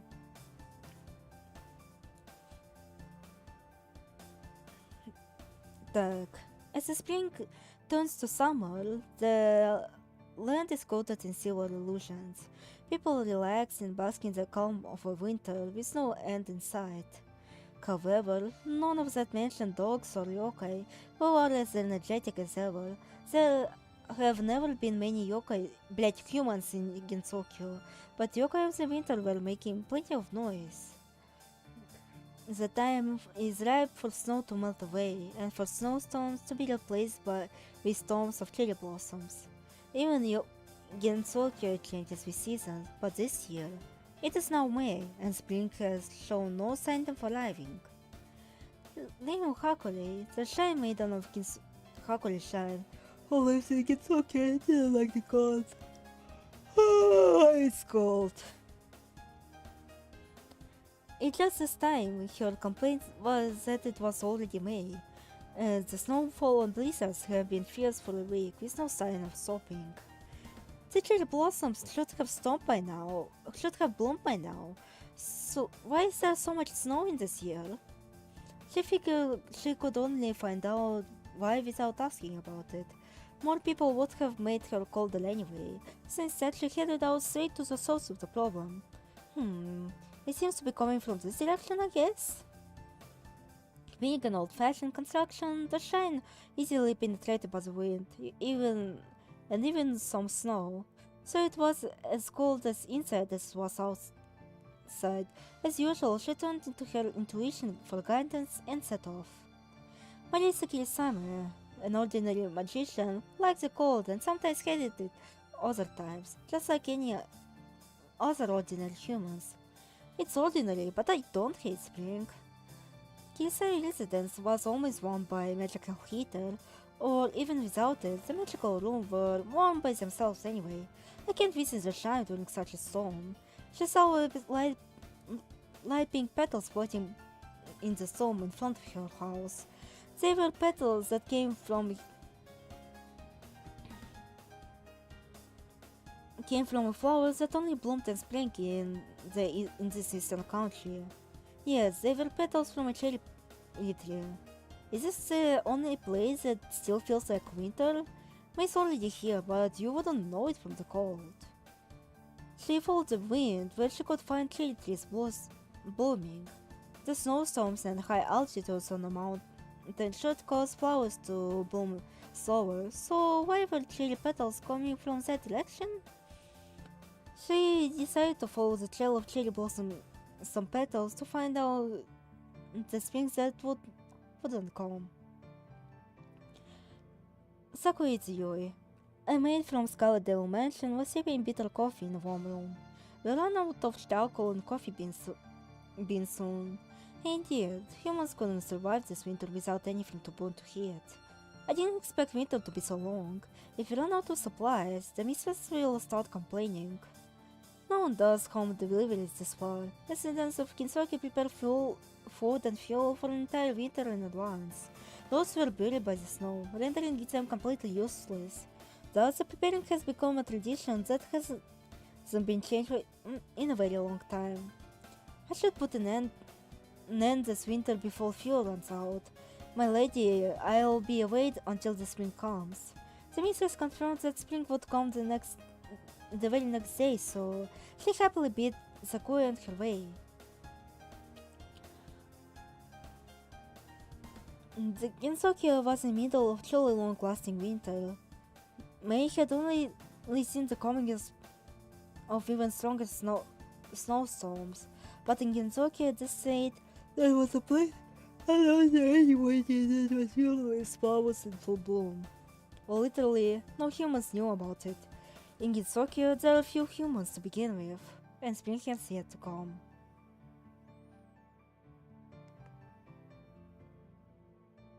Alright, let's start playing Imperishable Night. Because, well, I did state that I would be playing Imperishable Night in the description. And I think after I play it, I think I'll end the stream. Again, I'm getting very eepy. I feel so very sleepy. Oh.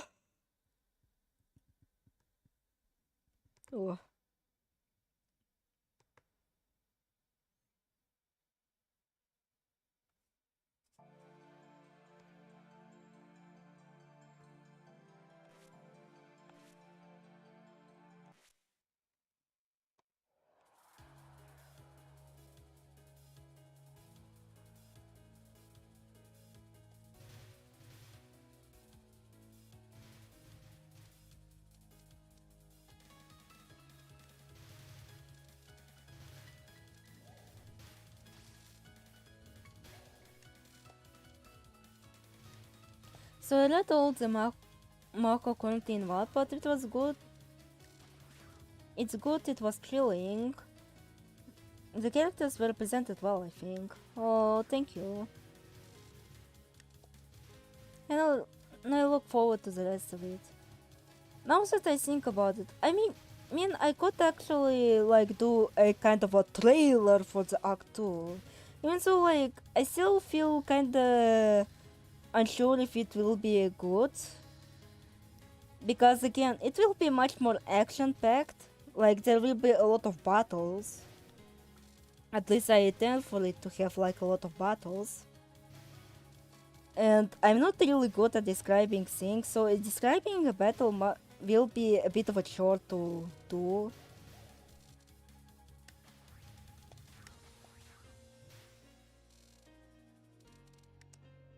See, there's something out there. Night's only just begun, no need to fret. You have no right to say no need to fret when you drag me out in such a hurry. You owe me a big for this, so don't you forget it. Hey, you've been saying there's something here, but what about me? I've been here the whole time, haven't I? Don't worry about it. I'll pull you back. It's not like I'm you. Hey, you've got some guts not being bugged by me. I hope you've got the determination to match that. Was that a bun? Was it? That reminds me, I forgot something important for naming soul. Look at the shrine. I believe I know exactly what you mean. A mosquito coil, right? I'm a firefly. Go on, my slave, do the bidding for me.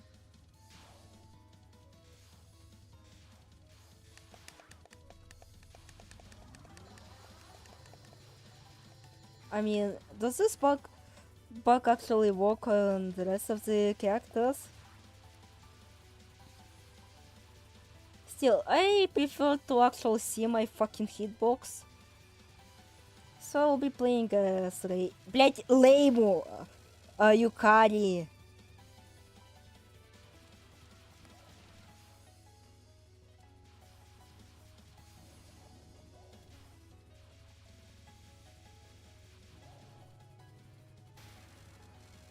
But I do look forward to writing this chapter at the same time.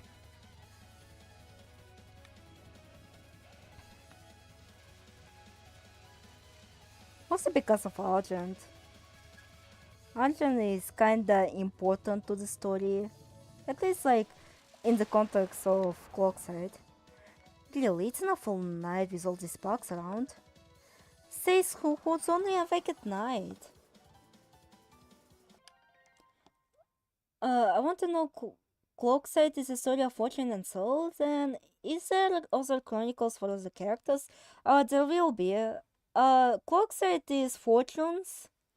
So, like, again, Soul is going to temporarily leave. Like, she won't be appearing in Act 2, that's for sure.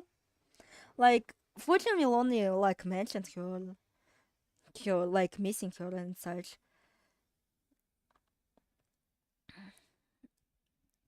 And she will appear in Act 3, but like the next one will be blossoming. Oh, no, not the blossoming, efflorescent, which will be the sages, which will appear also in the third act. Maybe I could like put the Act 3 of Clockside aside to write efflorescent because, well, it would actually make sense chronologically. Because, well, say Sage's Chronicle is really heavily tied with Fortune, and the Act 3 of Fortune will take like at the night end of the quote-unquote story, you know? And then there will be Momoskis, which will also be kinda intertwined with Sages, but it will be like a change of point of view. And then there will be Souls on what she was doing while she was away from Fortune. And then there will be the final one, which I'm still kinda apprehensive on whether or not I should actually make it a full-fledged Chronicle arc or just, make it an epilogue. Because nature thrives during the night, there's been a lot of fireflies lately. Kinda makes me worry a little about the outside world. You understand, don't you? It's not like you're to worry though.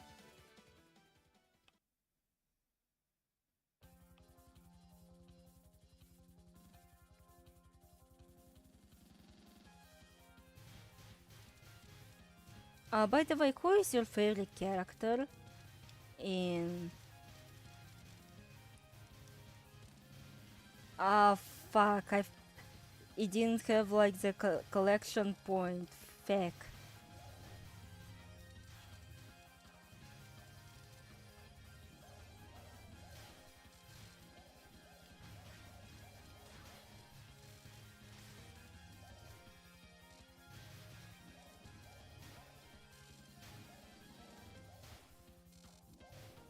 Oh fuck, maybe I should have actually done an archive.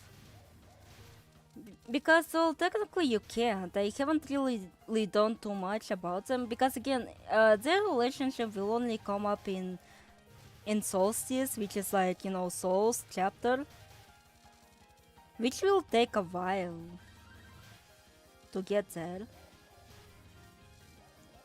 Hell, now that I think about it, like, I might not be able to do the base Maho again in case like something like unprecedented happens. Like, I could actually make an alternative ending where everything like is wrapped in a neat little bow. Because, well, the ending of Chronicles was meant to be a sequel hook for the base Maho.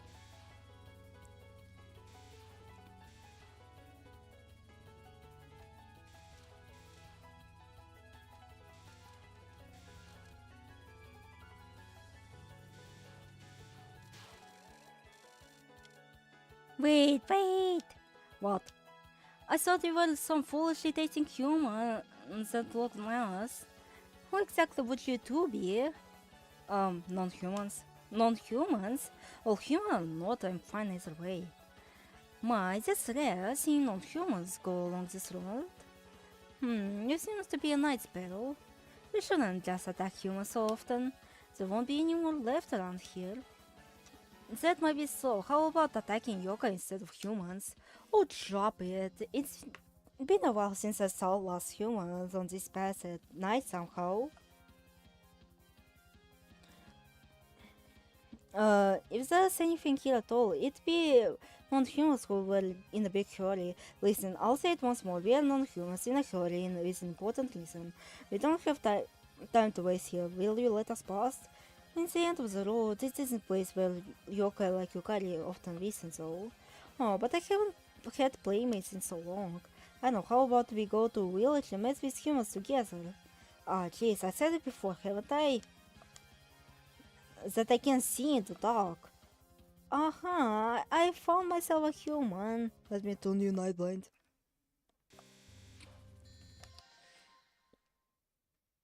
For now it's been Fortune and Emerald for favorite. Oh, that's kind of a unique answer, considering like from what I've heard, like not many. I don't think anyone picked Fortune, or maybe like they did, but like it's only one time, and nobody picked Oswald, so that's new.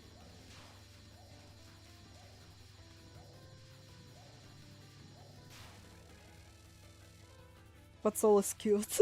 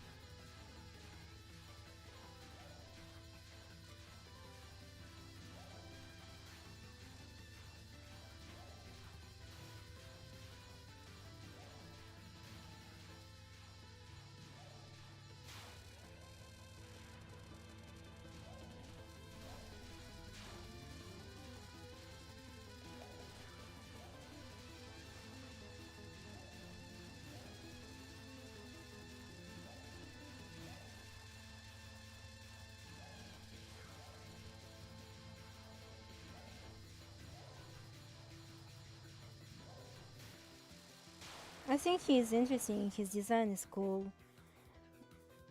Oh, that's good to hear. Goodness, it was only a night spell. It's obviously too early for her to be acting like a like a king bird of lies. Was that really a sparrow just now? It was dark and couldn't see well. If you see a small bird at night, it is usually a night sparrow. If you don't treat them with caution, you'll become unable to see in dark places. Is that really what sparrows are like? Although I couldn't see it well. Ah, I can see it's the human village. I didn't really want to come here with you though.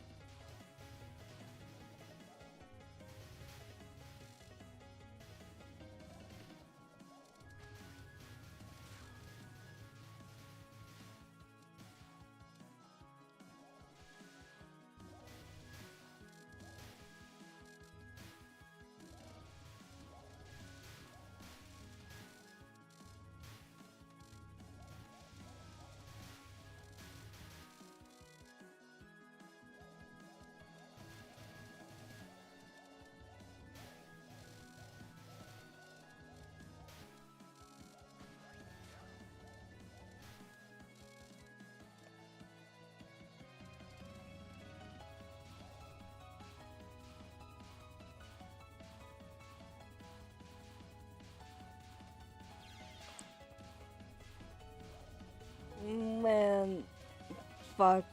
I got I got myself so slacking. Is it you? Are you the ones who are trying to attack the village in the middle of the night? This horrible thing is your doing, isn't it? That is, you send the humans at the village. I won't hand the humans over to you, okay? I'll make this night have never happened.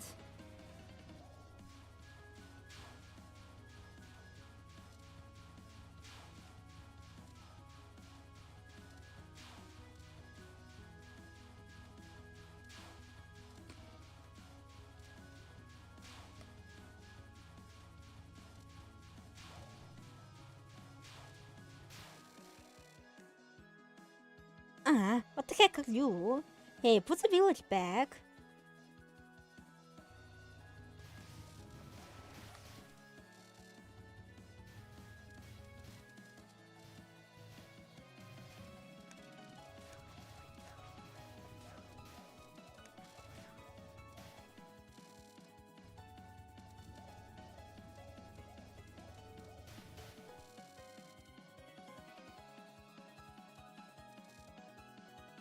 So persistent. This really isn't about you. Wasn't this place a human village? But there's nothing here now. What happened to the humans and their houses and everything? Nothing. I just made it so that the village was invisible to your kind. Lemo, we don't have time to stick around here. Someone's gradually sinking lower as we speak. We're not exactly sticking, but hold on. It's not like I can just ignore a yoga that just raised the whole village of humans. Humans never settled here in this place. All I did was make it look that way. I'll protect the humans from this ill-omened night. Hey, I can see the humans like yours also. Taking of this level isn't useful at all, is it? Really, who are you two? Don't worry, they're visible enough for me. Your pity isn't helping. And you're a half-beast, right? I'm a human, but the moon isn't full. Not unlike a human-faced dog or a human-faced rock, then. Why are you assuming everything but my face changes? I have the transformation is full body. Oh, so it's like Gotsu Imetsu, where only hair turns into beast. Oh well, if you're going to say that, I won't let you take it back. Tonight, I'll make an imperial feast out of your history. Myself aside, this long history would amount to some light snacks at best. Shut up, even since it means every day is still snacks for me.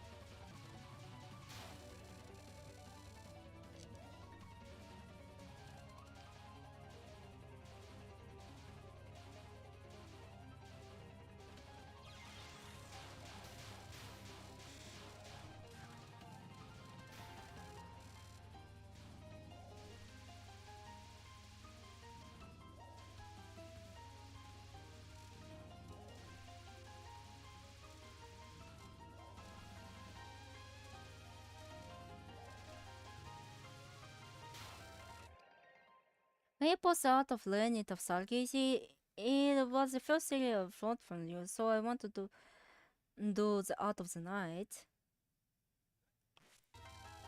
Okay.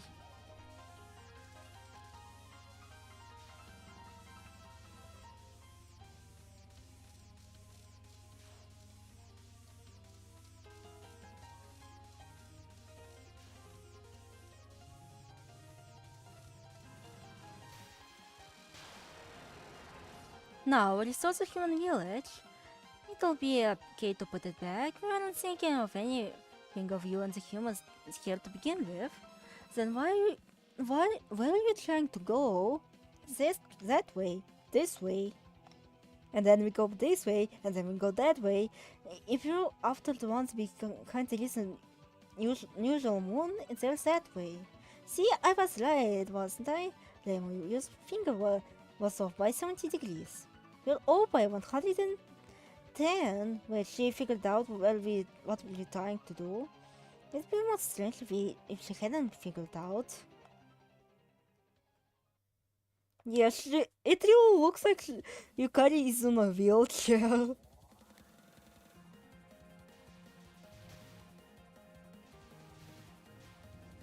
And also try to like create the feeling of her like being much more relaxed figure, you know, like she's so fucking strong that she doesn't need to stand up.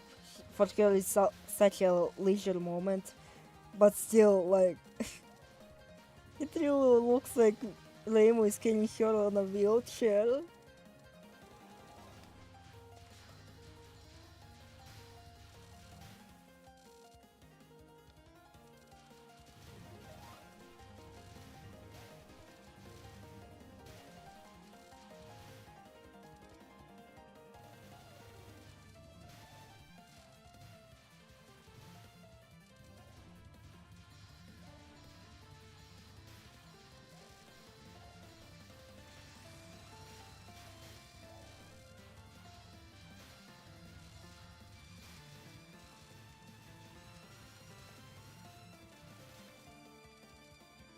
Pick.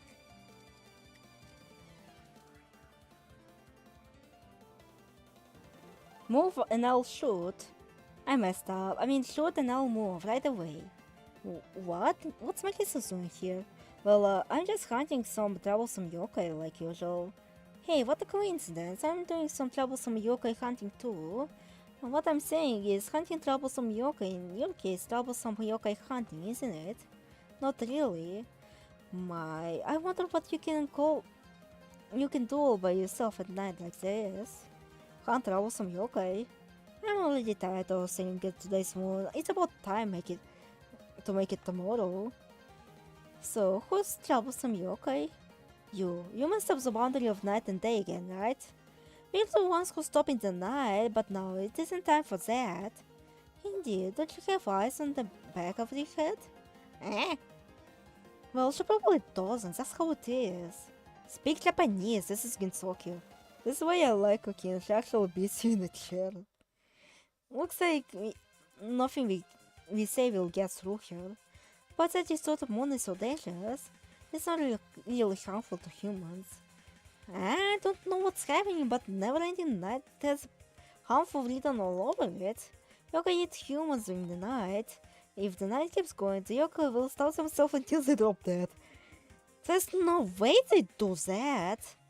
Gotta exterminate them before they drop dead.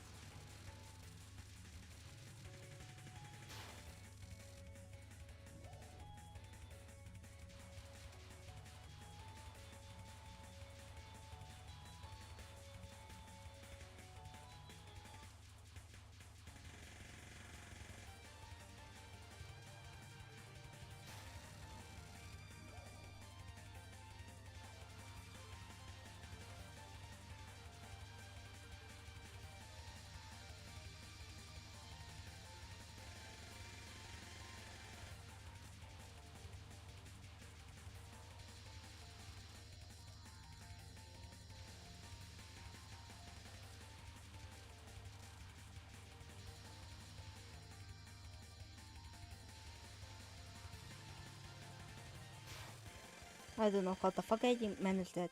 Running away? No, let's chase her to the end of the earth! Get back here, smoker!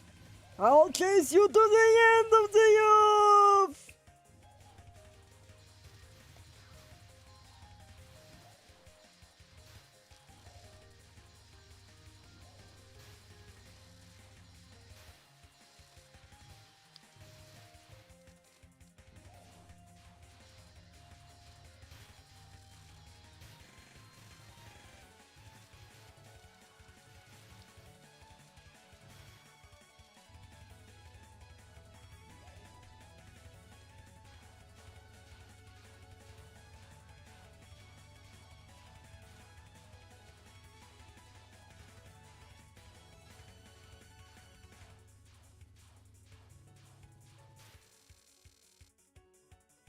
Oh, if it isn't Nemo, what's up?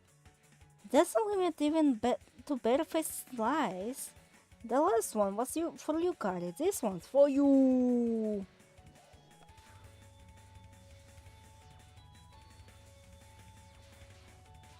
Oh, she loves us.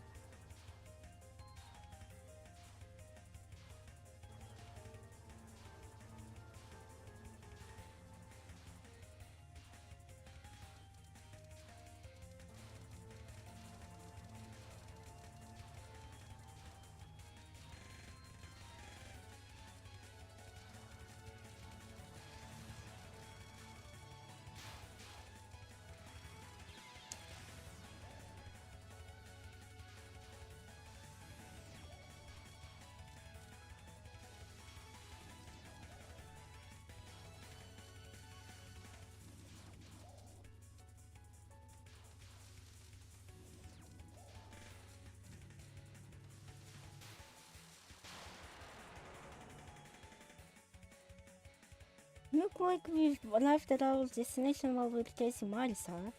You really are lucky. I wish you could share that luck with Myran too.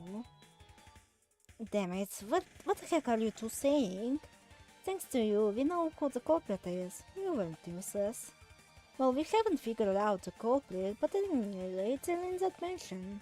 Well, I lost, so there ain't much I can do. Time to head home and sleep.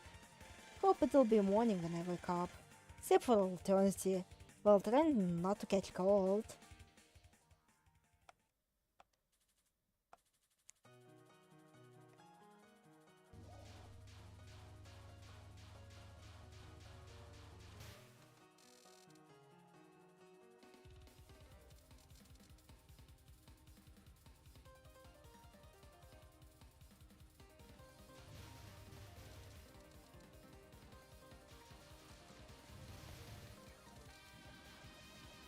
Was that better than Remo?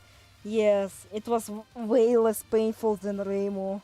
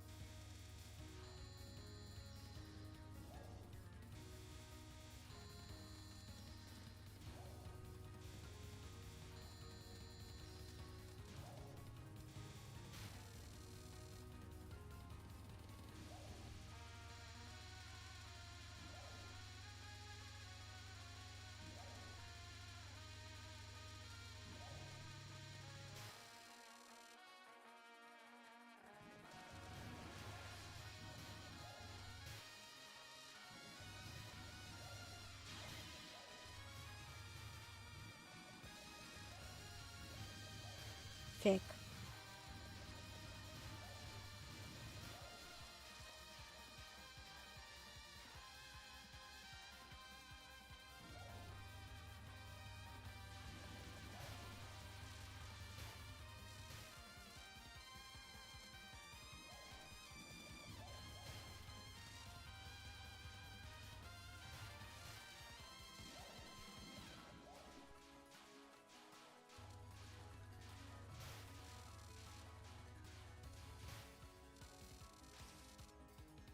You're too late. I've sealed all the doors. You can't take the princess away now, can you? Is she the culprit? Who knows? Maybe we should take her down first of all. The goblin should be here somewhere. What? Are you okay? You should have been able to find your way here, so nothing to worry about. Hey, I'm still human. Humans are even less worrisome. Why would you be worried, I wonder? All this is your mischief. Mischief? Did you mean the sealing of the earth? Maybe, I don't quite get it though. We mean the full moon, I don't get it quite either though. Ah, you're talking about the moon. That's my master's alien suit. The alien's most powerful spell. It means that dissolve into a giant steel chamber. Do you get it now? There's no way we could get it. So about the full moon racing spell, it was hardly my most powerful one. Gaems, she's a culprit, I can smell it. She, my intuition is sort of... Oh, no, let's return this sort of mood to normal. It's still too early for that, that's the way we cannot do the spell yet. But okay, complete and insanity are your job, correct? I'll leave this to you. Oh wait. So my microphone is not disconnected. Okay, that's good. Leave it to me. I won't let a single one of those doors, closed doors, be opened. Learning won't stop us. We'll get here anyway after taking you down. Looks like it. It also looks like you down won't bring back the full moon either. I can't continue with so this is just about perfect. I'll show you to everything of the moon's insanity. Is the moon's insanity? It's my hypnosis that drove the humans who came to the moon insane. Those humans were weak. This person still seems dangerous. The moon drives people insane. So I wonder if you can remain in your right mind while gazing into the eyes of the lunar rabbit.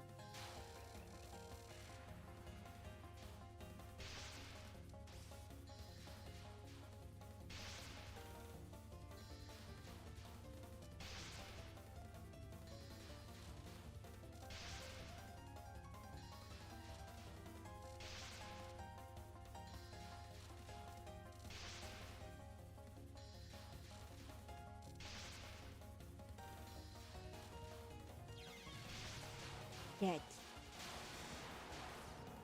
Alright, now let's go chase that other one down. But which door did that other one enter? There are so many, I can tell. Yukari, look at that door over here. Oh no, I didn't finish sealing them in time. There's the culprit in there. My intuition says so. Let's go. Oh, my master will be so mad at me.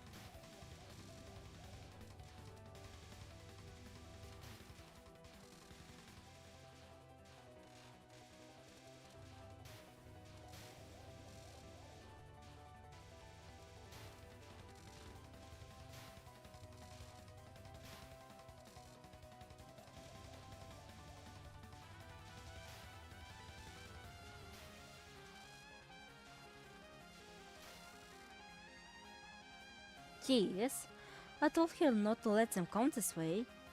Nemo, do you understand what she just said? Yeah, we're heading the right way, aren't we?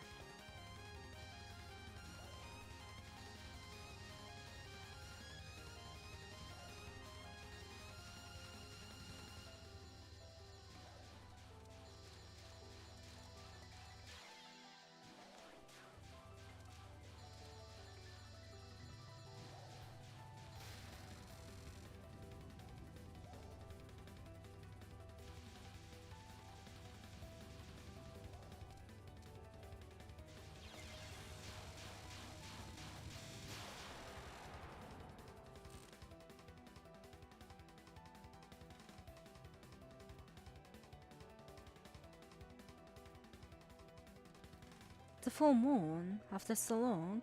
Yes, this is the true full moon as seen from the here off. More importantly, human and a yokai. Some very strange guests came here today. You, what exactly are you? I'm Kaguya. You should have offered your names first, so, but I'll let it pass. It's childish to pass off something like that as an act of kindness. Who said I was doing that? Recently, the alien hasn't let me out of the mansion at all. So these old guests are most welcomed. The short guests. Don't talk like you're obsessed with Damaku. The human body houses a fragile, round soul. What those humans live on is huge, round orb below. And what the superior people live on is a lunatic orb behind me. Well, looks like what we'll be dodging are some beautiful round bullets after all. Don't steal people's lines.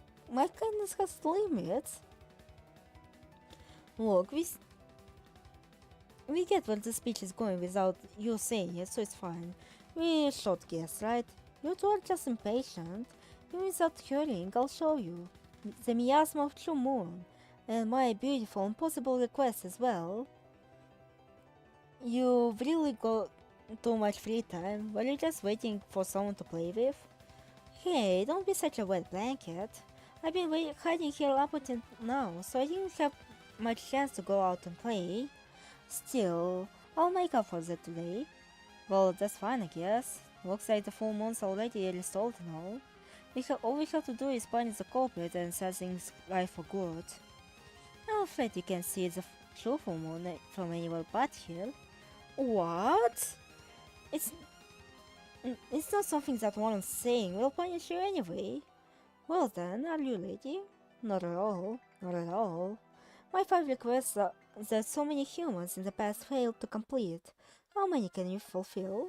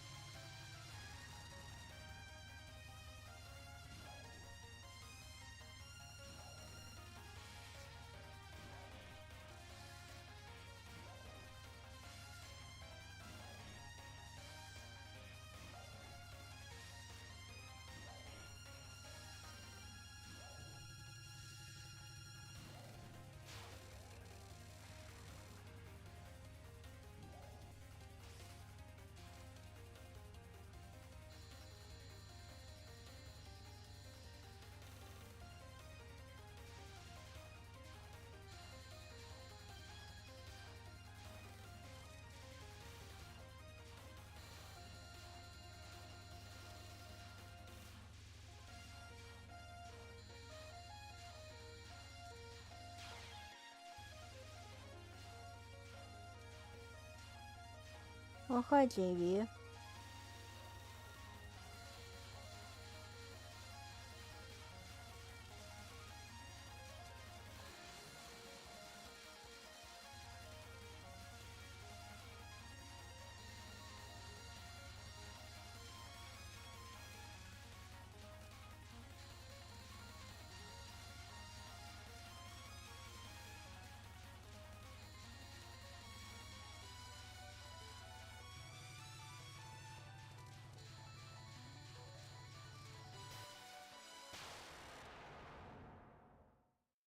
What the? I see, the ones who are stopping the night. It's you two, isn't it?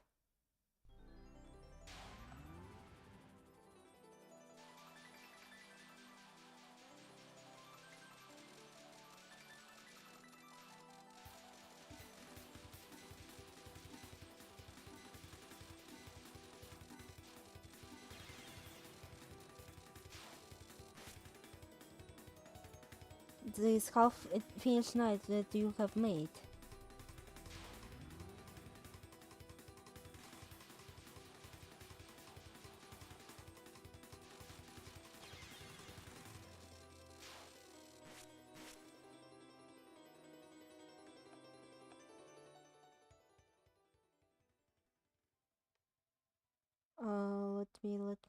Let me.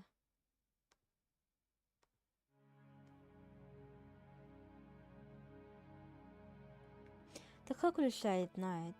The true full moon had returned to Kinsokyo.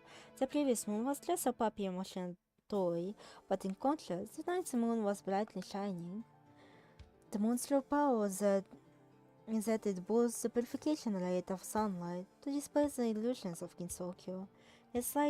It's all like Kinsokyo for this happened on the night of the full moon.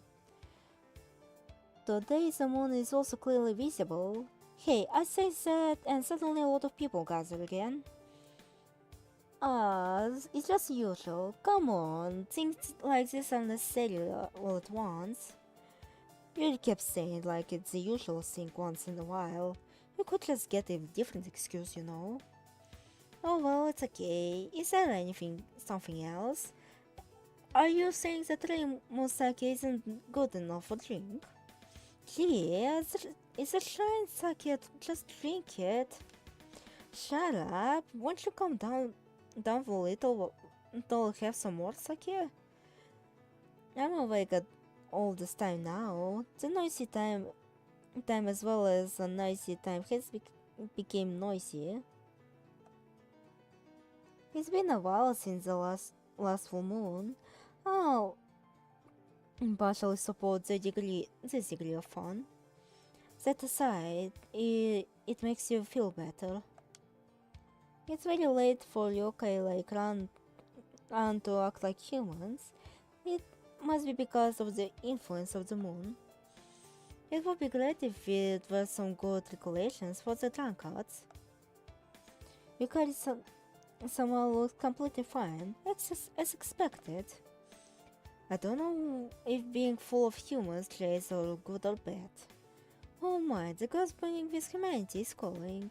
No, not really, there's no human warmth in me. I should make sure Chen doesn't get affected by the moon's miasma. Oh, I'm carried away by the sake. Looking at the round moon makes my eyes spin. Well, if your eyes are also spinning, I guess the moon suits you. The miasma of the moon? You make it sound like the moon is poisonous. Oh my, did I say that to the humans? Yeah.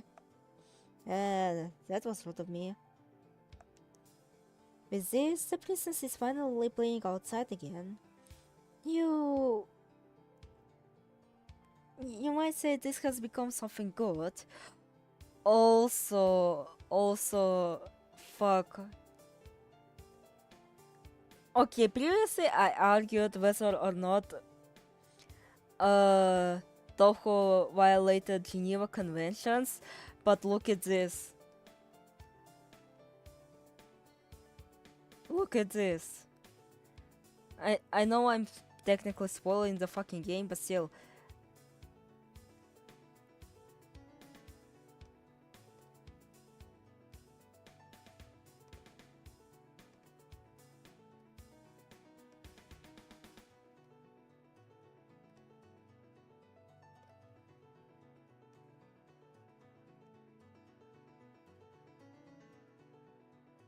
Do you see it?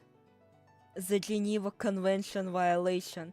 You say it is, but Alien, weren't you the one who imprisoned her? Yes. And she was in prison because, well, please calm down. For example, even if a messenger from the moon came, she wouldn't know about Ginsoku. Yes, that's a big barrier, so there's no way she could enter. I'm glad that I'm in Ginsoku, it's really peaceful. I'm grateful as well. This time, I tried putting a hideout above the ground, but this entire planet was originally used as a hideout or prison. That's somehow stupid. Without this, we could play a little more. Hey, I wonder, what about the circumstances that made you hide until now? Oh, they're still valid. The princess has been hiding for about thousands of years. What are you trying to say? I'm an eternal being. The past days are infinite. That's why it won't have a meaning if we don't have fun now. Thousands of years, 10,000s of years, there's nothing in them matching this moment. Even if just 1 second ago, the past doesn't matter. Hey, that's my meatball! I'm an eternal being. If the princess would consider such an act, I will do it as well. Hey, that's mine! Surely these people can be from the moon. It's not where the moon power gets stronger. As soon as the yokai's true power returned, Gensoki's strength came back. This is equilibrium of Gensoki's power. Humans are always food for yokai, and humans exterminate yokai so they won't be eaten. If the moon's power is even in disorder, this balance will shatter. The Rainbow felt that this incident was a threat in that way. The heavens began to regain their balance by designating the people who came from the outside of the earth as half-humans.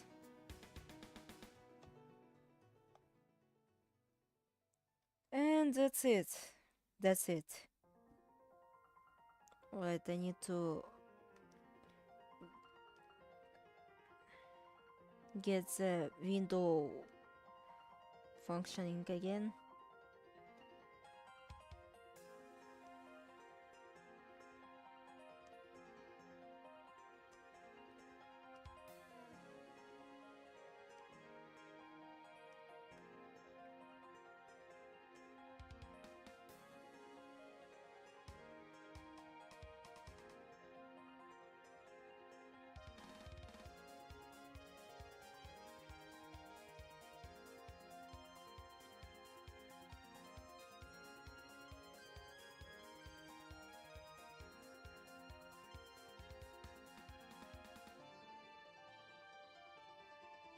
It's the only part of the ending I needed to see.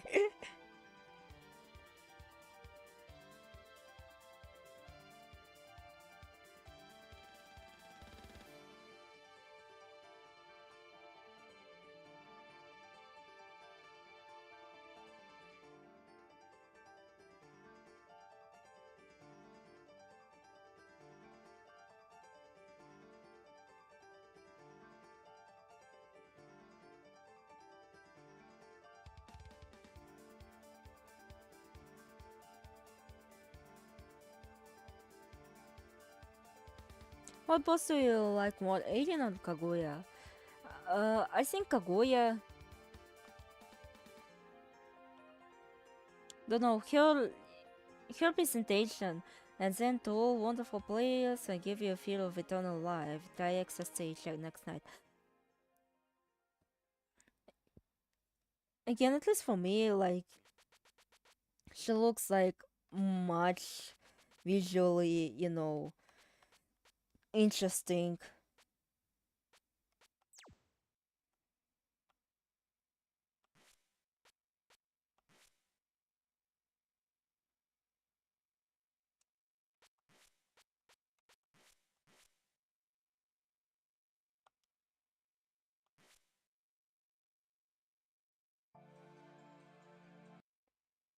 Alright, then that's it. I really do want to go to bed now. So yeah, again, it is like last stream before the very indefinite hiatus. So I am in kind of a mood to write something. I'm more of an alien person for gameplay on harder difficulties. Yeah, to each their own. But it's like, a bit of a teaser for the Act 2. Nothing too, serious. Again, I need to get my shit together. And then we'll see where that'll carry us, Mm-hmm. So yeah. Oh fuck. Wait, does this play or does this not play?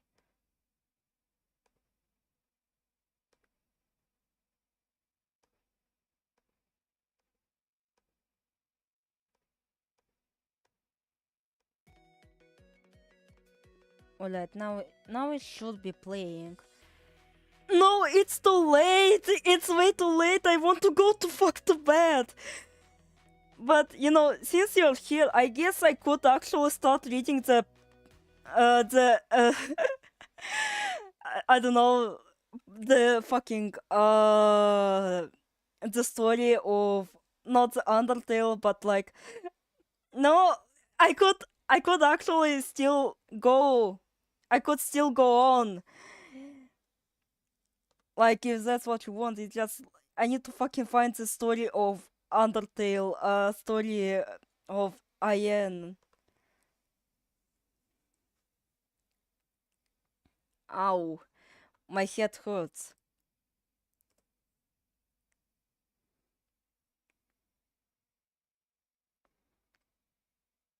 Come on, load, motherfucker.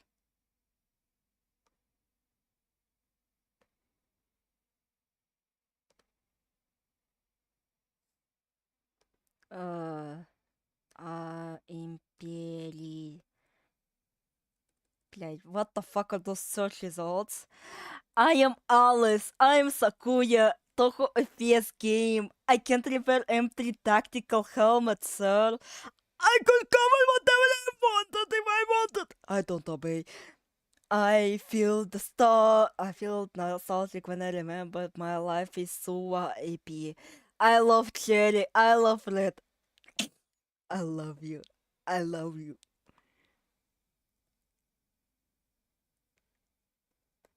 What the fuck are the search results?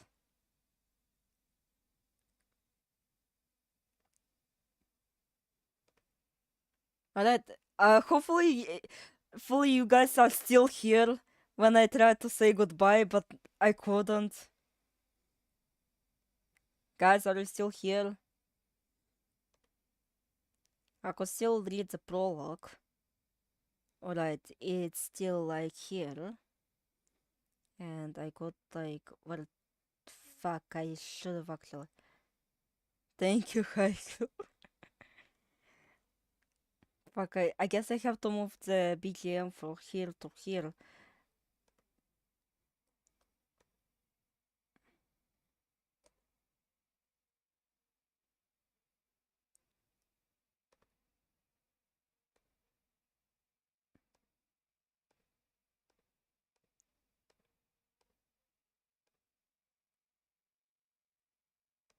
Wait, where does it fucking output?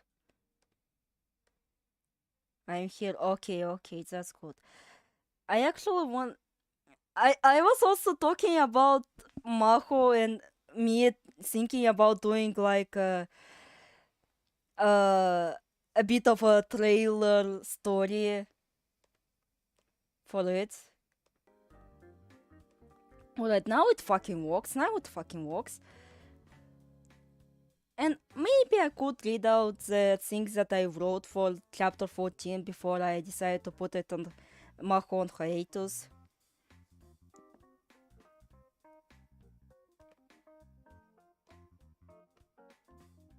Alright, the summer is drawing to a close. Soon, chirping crickets.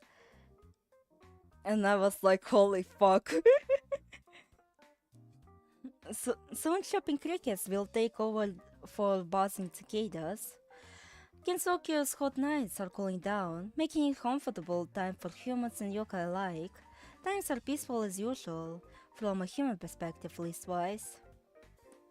There is an old mansion located at the edge of Kinsokyo. Its appearance radiates the feeling of its history and a kind of atmosphere that rejects visitors.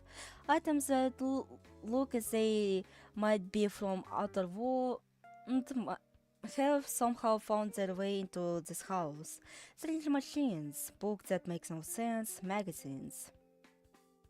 One such object, an iron box, was once a television, now serves the role of a spiritual storage.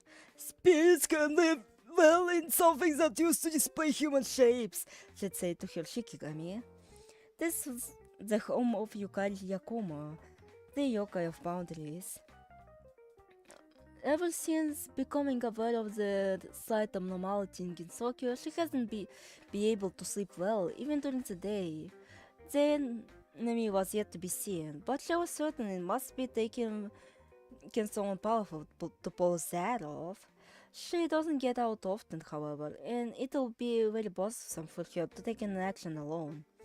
Hey, maybe I can rob her and let her handle this problem. So she'll set out for the shrine, another building located at the edge of Ginsokyo.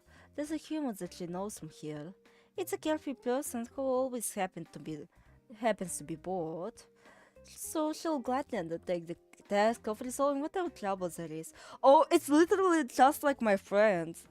Like we were going to the Geek Fest in Yakutia, and this is literally us. This was literally us. I was just like, maybe I can rope him into this, and he can accompany me into the Geek Fest. And since he is like perpetually fucking bored, like he just agreed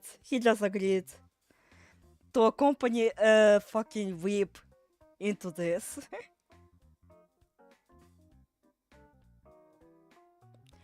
It smells ominous. It is said that the forest is humans. Humans usually maintain a safe distance from it. Its atmosphere constantly brims with an 8-foot unearthly evil. The forest of magic, a place where all the evil in Gensokyo naturally gathers. Within that forest, small human figures are gathered into a small building. Human figures smaller than humans.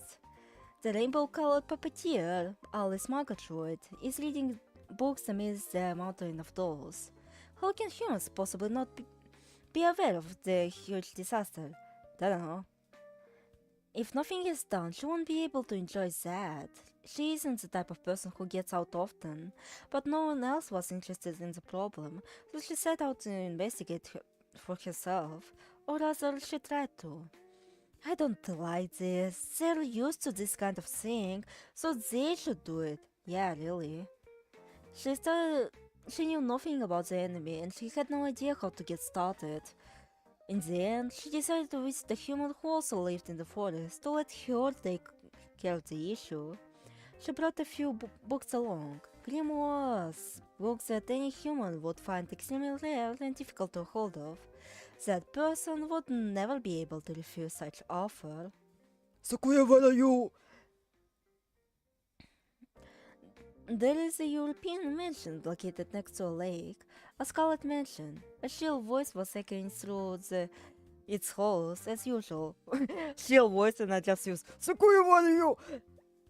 Between a lake glistening white and a forest of verdant green stood the mansion of unyielding scarlet.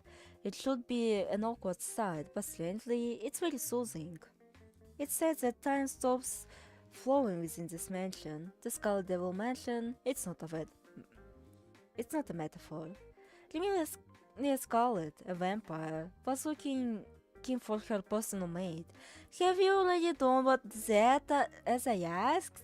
I beg your pardon, my lady, but I couldn't get what you meant to. Unfortunately, she was apparently successful at communicating with a human before her.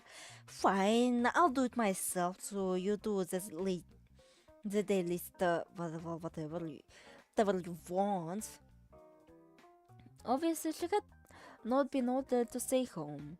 The maid had no choice but to attend her mistress as a protection charm. You know you won't be able to do anything after sunrise, she said in her heart. It's so peaceful that nothing in particular is happening, so she'll just go back home as mistress get tired. The maid sighed lightly. Of course, that too was left unspoken. No other place in Gensoki can match the silence of this place. However, it isn't bleak. It has peaceful atmosphere like a sleeping soul. There is no sign of any distance. The nature bounty and the refreshing wind is the sole source of the ground. This is the Netherworld, the land of the dead. There isn't a living human anywhere to be found. The ghosts here, however, enjoy a lively afterlife. Oh, Highlander, so Lady Yuiko is not aware of this? The most vivid and largest place in this quiet world, the Hakugyokuro,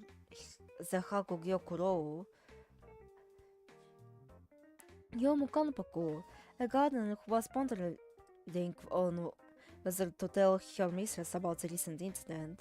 At that moment, she found her lady heading towards her. Good timing. Ah, Lady Yuiko, Yomu, are you still ignoring that? What do you mean by that? What, you're not even aware of this? That's why you lagged about your dullness. She doesn't remember being lagged, but it seems her lady was aware of trouble as well. So you were talking about the moon? I'm certainly aware of that. You only said that so suddenly. It looks like no one's taking action, so why don't you have a go, Yomu? Why so? Just kidding, you're too unreliable anyway. That human we saw the other day was better. Well, I will do it then. No, please, don't be such a meanie. I shall go too. I really meant what I said about unreliability though. Yuiko Saigyoji, the ghostly mistress of Saigyoji family, liked Yomu. Wait, do you have any idea where to go, my lady? We're reading the prologue of IN. Of course, a lot of them. As we shoot down the stuff, we'll eventually find a lead. That's why you're long, Lady Yuiko. You rely way too much on raw power and have bad aims, so it takes even longer. You should concentrate your attack more. Look, your back is so undefended, Yomu. Yuiko was really worried about Yomu going out alone, so she decided to take action by herself. Since the opponent is powerful enough to cause such disaster, I think Vtu wouldn't be a bad idea. It was peaceful, or it looked peaceful. However, well, all yokai were upset. What really happened is that, without anyone taking notice, suddenly the full moon has disappeared from Kisokyo's night.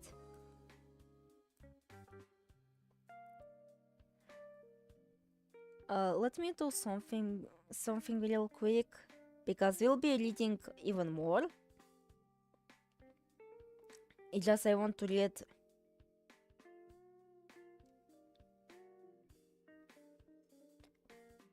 It might be a bit disconjointed, but that's because, well, the thing I want to read now. But that's because I cut out some stuff. It is Maho related, you know, the VIP. What really happened is the full moon has disappeared from Kisokyo's night. Even on the night of supposed full moon, a bit of missing light prevents it from being full. It's no wonder that humans aren't aware of the situation though. It's only the tiniest bit of a difference. For non-humans, however, the moon that isn't full doesn't function at all. It's essentially a critical problem for those who dislike sunlight.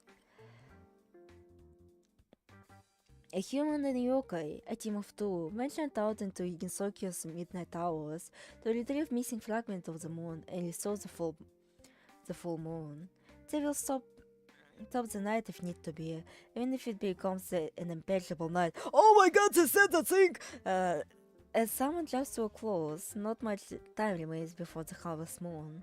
A team of human and a yokai stops the night. A glowing, ancient virgulate object, a pile of round objects on the side, a small gem, a shining orb, a fragile soul, and a large sphere. How is she doing these days? She pondered as she stared at these objects. Time does not flow in this place. The history repeats itself. She too was in Tokyo. Alright, and now it's time for mahoing all over this place. Let me prepare.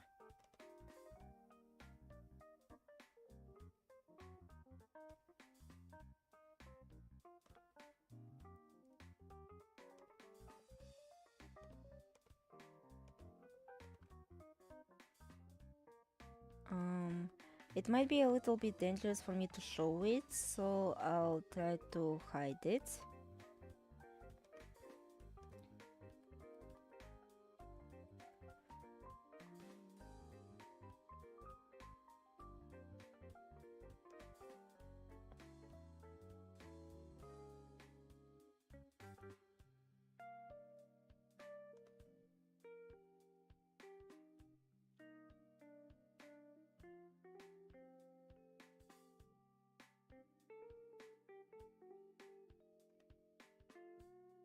Yeah, it's fucking Maho time.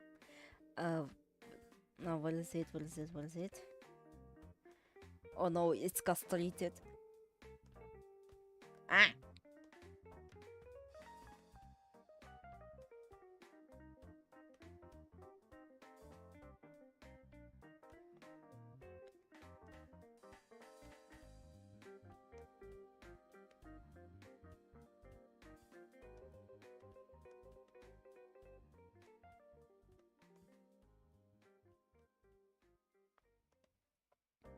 Maho Chronicles, Clockside, Chapter 14.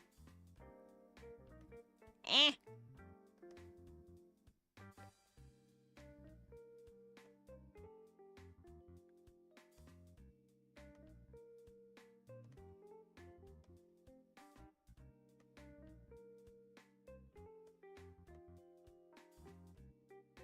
Fuck. I'll be destroying the birth race while castrating things again.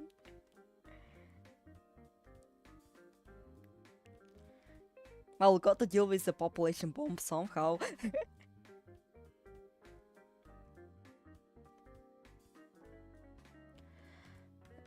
We go hand in hand, with me following with me wondering what good I show her. I ask her if there is something that sticks out in her eyes, and she points towards the church. But before we could head here, I remember something very important. Let's go back to the hospital first. I need to do something here. Oh, okay. She nods, and we both rush towards the hospital. Caroline was sorting out the medicine as always, and when we arrived, she's a bit surprised to see me with Soul. Oh, you're that girl from before. Hi Fortune, how's it going? Miss Caroline, can I have a day off, please? I want to show Soul around the town. She blinks a few times for a few seconds and then nervously smiles, regaining some of her composure. Well, if that's the reason, that's fine. You didn't really have to ask me. But you certainly should arrive every day. But before I could object, she touches me and smiles now genuinely. No, it's okay. You can take a day off once in a while. I mean, she didn't really ask her name. She was just like, oh, I saw you with that fuck-ass guy. Fuck-ass gay? Fuck-ass guy.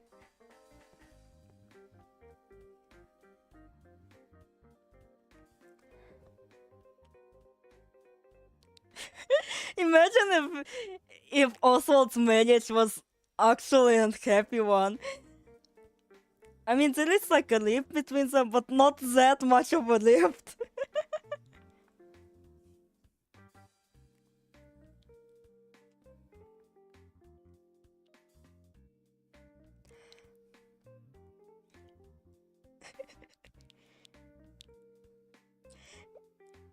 No, it's okay. You can take a day off once in a while.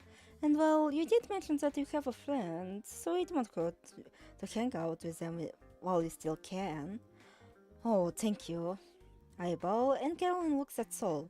Hello there, what's your name, little one? Sol Emirates, miss, she barks and Caroline giggles. You must be Fortune's friend. Treat him nicely, okay? And Sol eagerly nods, saying that she will.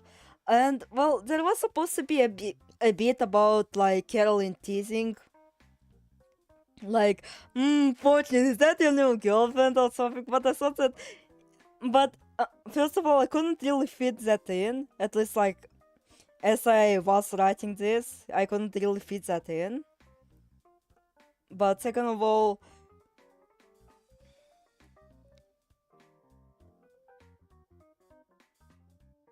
Wait, I realized that something was seriously wrong. Did I copy something wrong?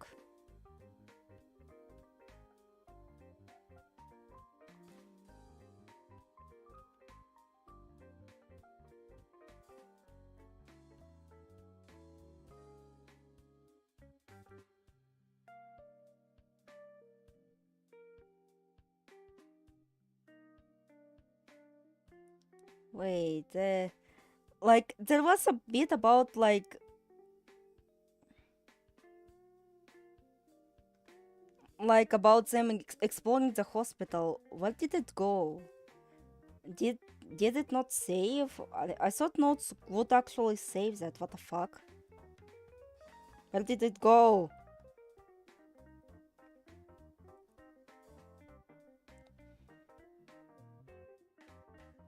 I love Fortune, he's so silly. And well, second of all, I think it would have been way too mean of Caroline to say that.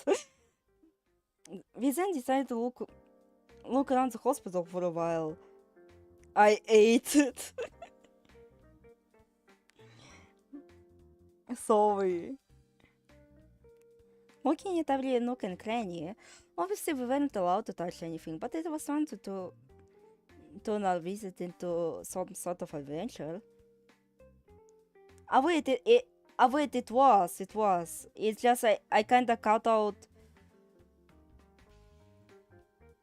It seems to actually itself cut out when I was kinda copying it. I need to...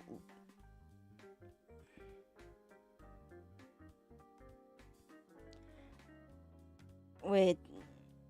No, I looked at what I wrote and what it there is, and it's...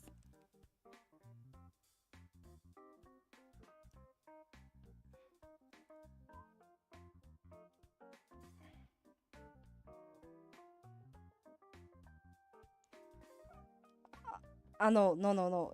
It was correct. It's just like, since I haven't really edited here because, well, I was transferring it from one device to another, so it kind of looks kind of fucky. So yeah. So you work here, right? Yep, still kind of under training. Miss Caroline works alone here, so she needs any help around.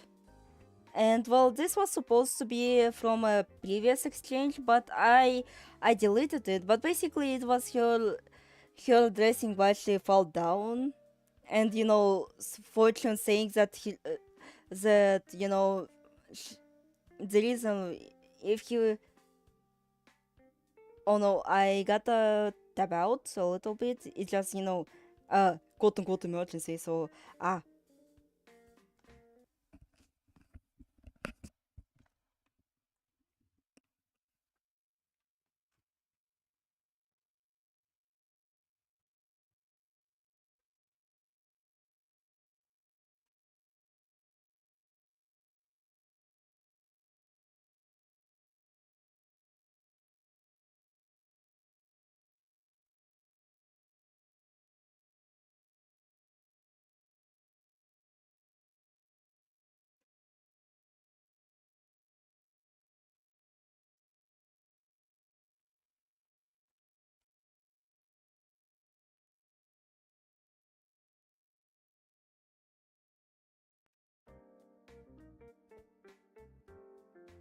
alright, I'm back. They said emergency. They said emergency was me fetching the toilet paper. No, nothing bad happened. It's just I had to. I had to go away for a while. Anyway, basically what I'm explaining is that like there was supposed to be an exchange between Soul and Fortune. Like he would ask her like why does she feel down, and she says that it kind of happens unfortunately, and she doesn't know why. Again, I'm telling this from my fucking memory, and unfortunately it's been last year.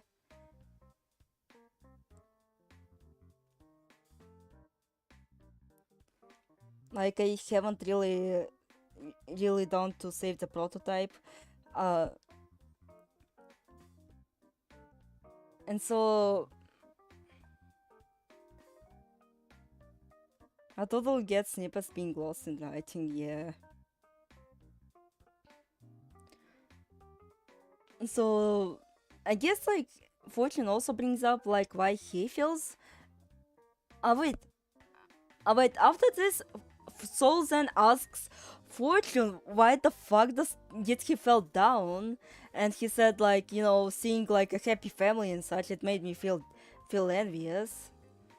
And well, she does kind of reveal that something isn't fully right with her family, like her mother is like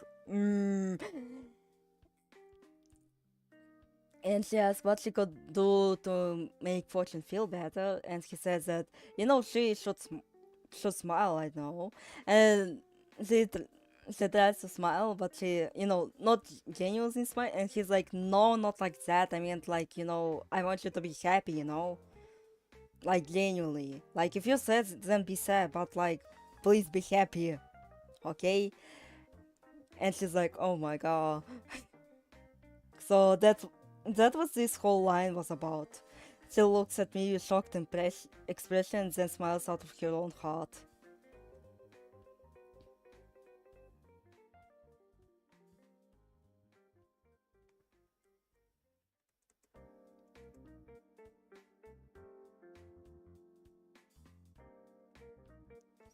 Okay, we had...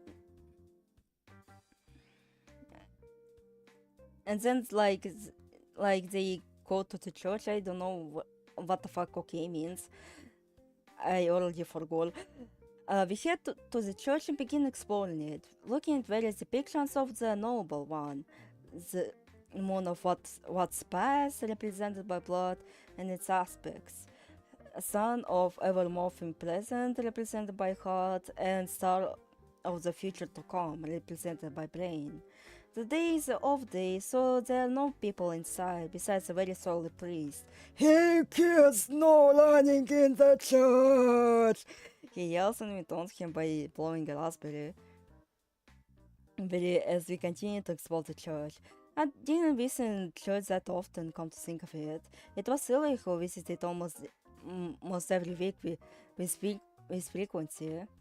And there was like, the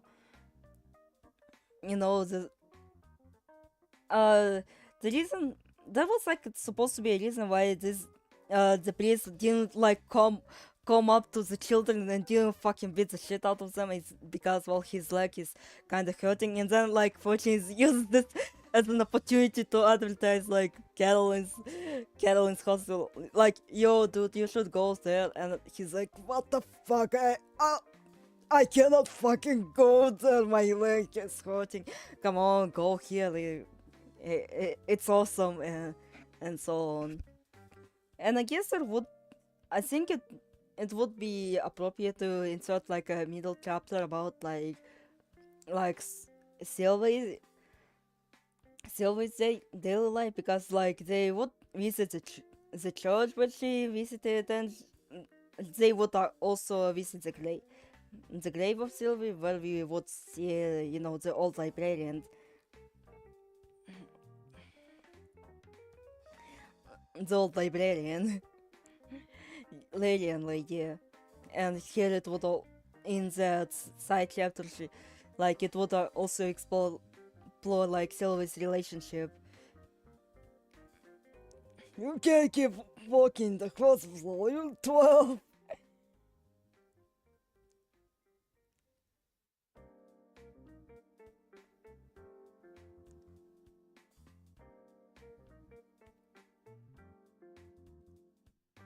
And so she, like, Sylvia, like, there would be like a snippet of Sylvia bragging about her bullying her brother, and the librarian lady is like, no, you can't do that. That's awful. And she's like, okay.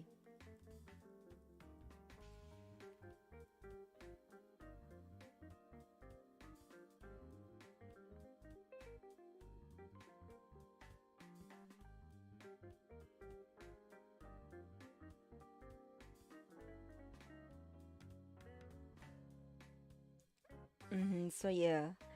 Again, I think I'll write like a trailer for, the Act 2. Even though, like, currently I'm kinda like, oh, what the fuck am I supposed to write here? Because, like, again, that trailer might as well spoil what the fuck, the aftermath of the Act 1. And, like, should I really spoil what happens in Act 1? Again, like, it is like in indefinite hiatus. It's like, it's not like I'm going to returning to it anytime soon.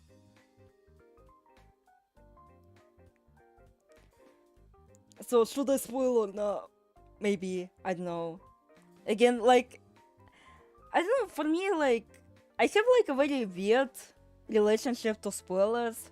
Like, unless I'm really looking forward to something, like really looking for something, towards something, I generally just don't care about spoilers. In fact, like, okay, they kind of prepare me for what is to come, and I'm like, if the thing happens that I'm spoiled, I was like, oh, so that's how it happens. That's good, that's good.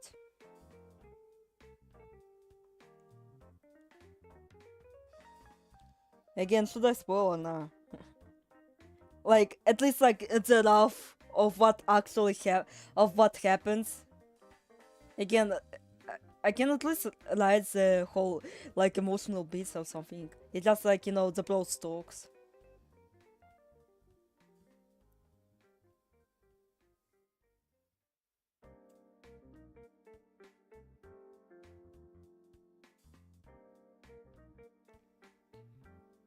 I wonder if I have something in the gallery.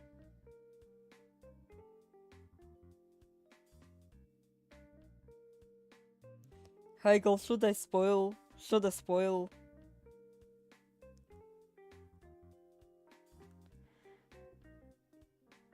Like, I actually do hope that it's not like me trying, like, going away from writing.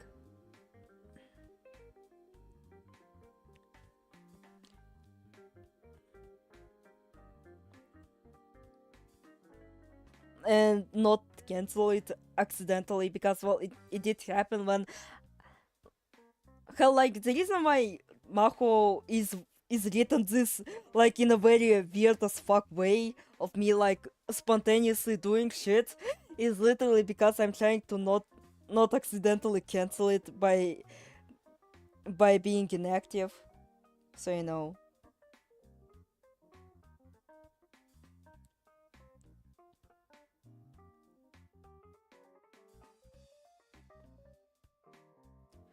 Alright, so again, like I said, like in chapter 14, they would be like visiting various occasions. And, well, the main ones are definitely the church and the graveyard. Again, like, I meant to say I love Maho, so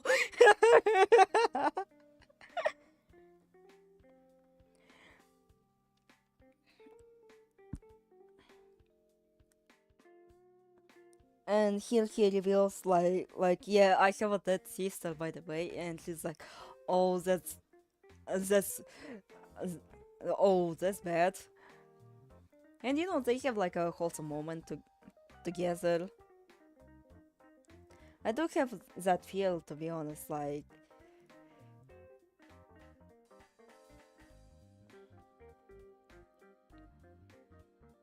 And then I actually mentioned the conversation about the river, and I guess like after basically like paying respects to Sylvie, they would go near the river. When it was a week without Hiatus chapter, I was like, oh no, my series is dead.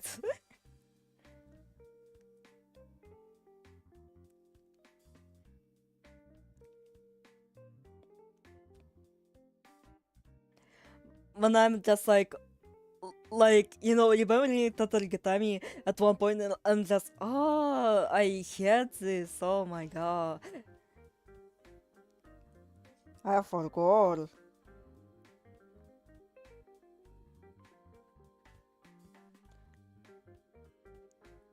Anyway, in the next chapter, like, I want to write a dream sequence, but unfortunately I don't really have an idea as to what the fuck am I supposed to write here, admittedly.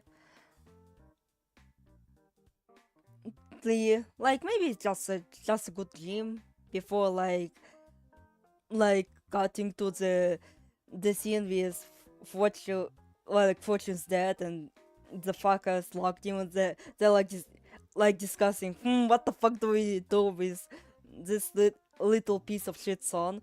And they're like, you know, there was like a beast that was caught recently, so, you know, let's just, you know, do a fighting ring, give him to the fighting ring just for show. And on the next day, Fortune like wakes up to start being jacked, and he's like, what the fuck is going on, Dad? What the fuck? And he just like, you know what, fuck you, son, fight that fucking beast or something.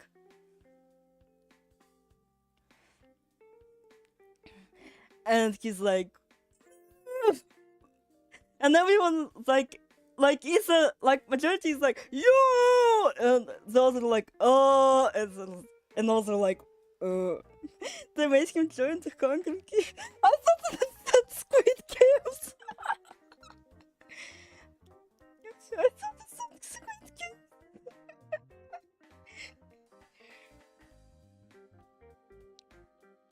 And so there was Fortune trying to fight it off, because, well, he was given at least a knife to fight off the bears in case he does end up being victorious. And fuck, maybe in the one of those interval chapters, there could be Oswald doing like kind of a sauce thing, like actually making a magic detector, but like, you know, in a way, what do you mean? What the fuck do you mean? Again, that one is actually something that I don't want to spoil. Again, that's like, and I think I have a decision that, again, like, clock save would temporarily stop at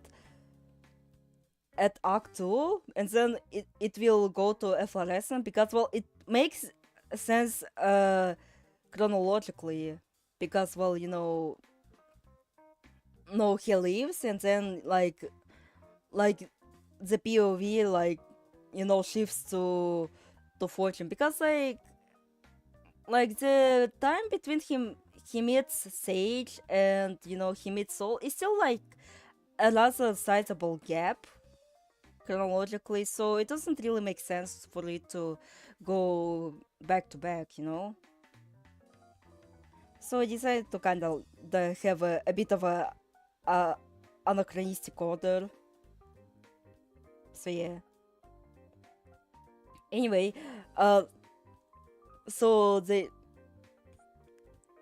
he's like, please, I just want it all to stop or something. Think, why is my life is being like this? Now I'm tempted to do a Hunger Games in the later with all the Mako characters. Oh god, this is going to be so fun. This is going to be so fun. I actually kind of wanted to do it as well now that I think about it. Anyway.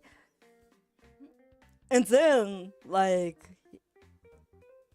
he covers his eyes and he's like dabbling with his knife while the beast jumps on him, and then they're like, "Yo, is that beast is fucking suspended in the air?" And everyone is, and he's like, "What?" He sees that yes, the beast is indeed suspended in the air, and he's like, "What the fuck? What the fuck?" As everyone was like, "Yo!" Soul starts out.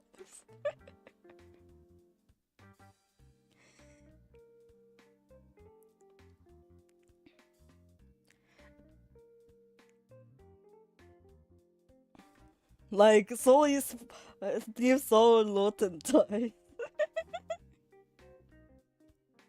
Carefully tears a bottle from a non-sponsor.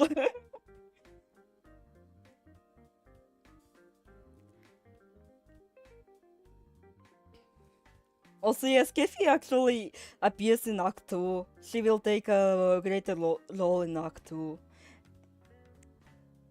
Even though Carolyn will not be happy about it, let's just say.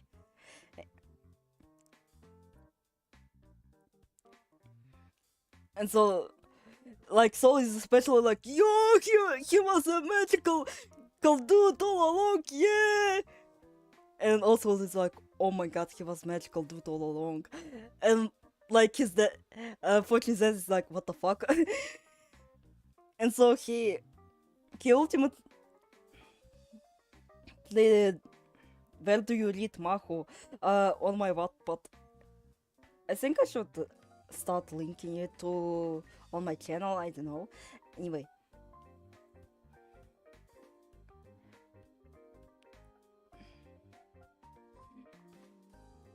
He ultimately, kills the beast, and they're like, yo, what the fuck, Fortune, did you do that? And the stress gets to him and he fucking flees the scene.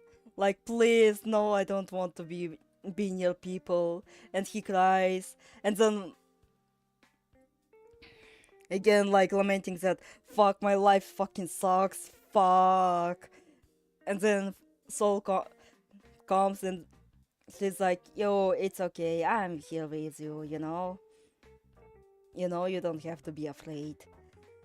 And it's at this moment she tugs the hair out of, like, Fortune's hair, and here it is revealed, like, his eye color. And actually I have made like an already spoiler way before then. I just need to find it. What his other eye looks like. I just need to find it. And in what part, like, unfortunately Maho is a very generic name, so like you have to like search for it, like Maho Chronicles.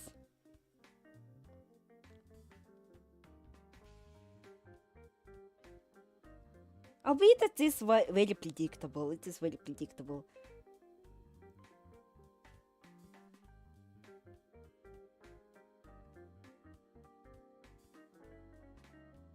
Let me show you the ADHD culture. The embodiment of ADHD.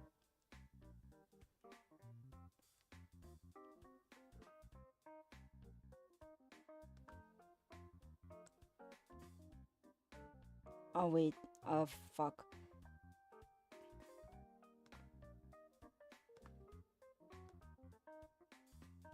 Ah!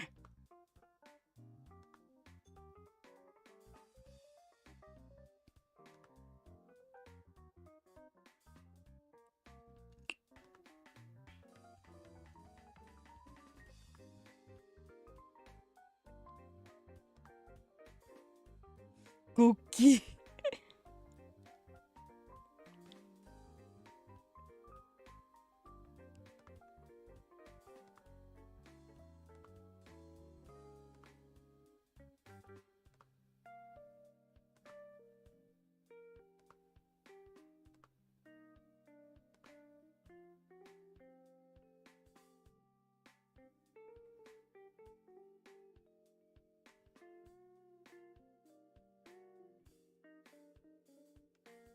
Wait, did it not fucking send? What the fuck?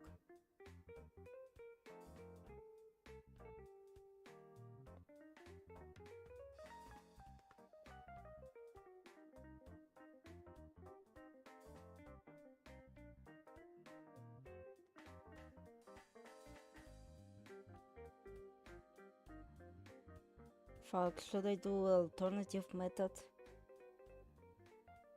Ah, fuck, I realized.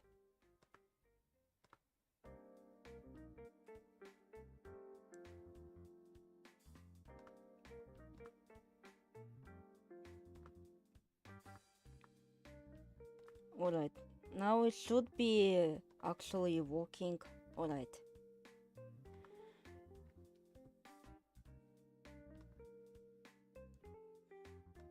Prepare for the Sans Undertale.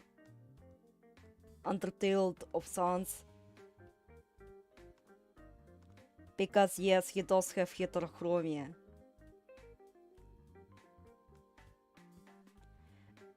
His other lie actually looks like this. Well, the side dots aren't actually, you know, natural. Because well, if it was natural, he wouldn't really have like those side dots. But I will explain why these are here. And well, since I was doing like ADHD culture, I had like some creative liberties like with this eye. It was supposed to be gray, not like black. His eye color of his general eye is gray, not black. Please remember that. He's so silly. Yeah, so she tucks away his hair and sees his other eye, and she's like, "Wow, you look so cool." And he's like, "No, I'm not. I do not look cool." And she's like, "You know, you should be like, you shouldn't be afraid to like show your heterochromia and shit." And he's like, "Okay." And so like the parents turn up to retrieve the children. And then like since like Oswald pretty much threatened Fortune's father to do something if he decides to fuck up Fortune again. Like he at least Fortune gets to at least sleep normally, and on the next day, and technically the final day of their arrival,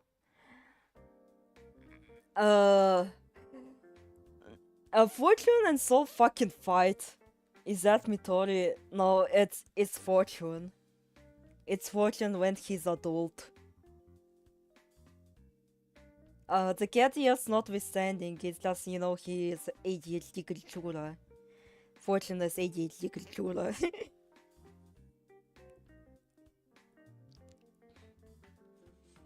Also, yes, Soul is autism creature. Yeah. Like, if you're following that logic.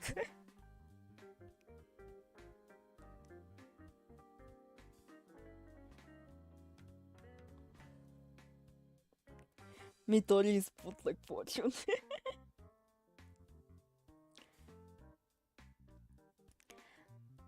And so given that, you know, no, Fortune did show that he has like magic, in fact, like a lot of magic, he's like, you know, alright, then fight! Also, like, yeah, on previous day, Soul would also show her a little bit of magic, or maybe in chapter 14 she would actually show her magic, like, at least in a small capacity, because during battle, oh god, she becomes a fucking nuke baby, and he's like, oh my god, that was a tough fight. I thought I was about to die, and he like even like bewildered. So like, why the fuck Soul didn't like obliterate those bosses who tried to harm her? And she's like, but light magic doesn't hurt humans. And then, oh god, let me pull it up. Let me pull it up.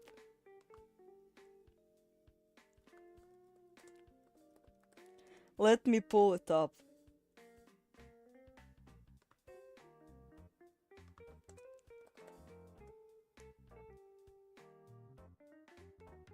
Because it's going to... It's literally this. It's literally this.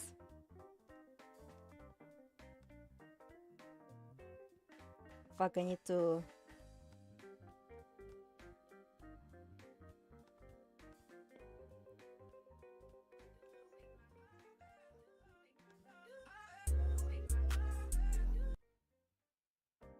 Hopefully, fuck, it doesn't show us properly, fuck.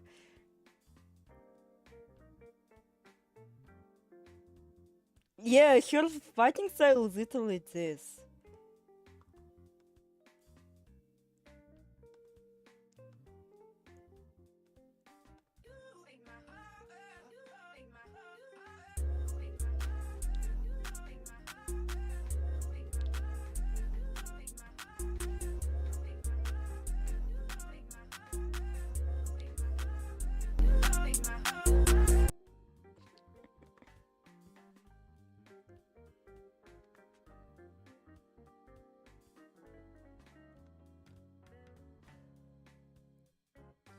Like, you know, like, fucking Miguel theme.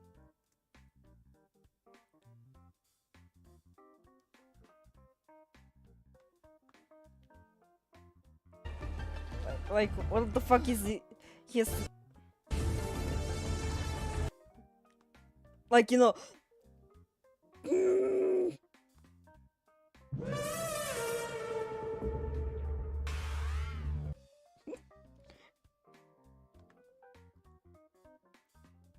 Like, he's like, oh jeez, what the fuck are we dealing with right now? What the fuck are we dealing with right now?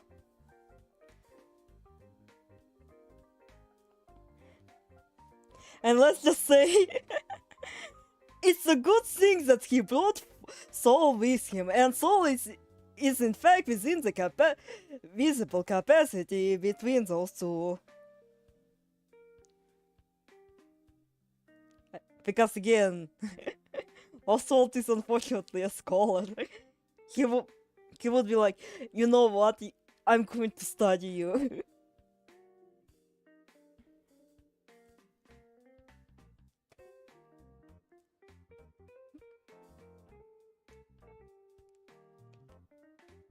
But not like in a bad way, it's just, you know, again, fortunately still a kid, so you know.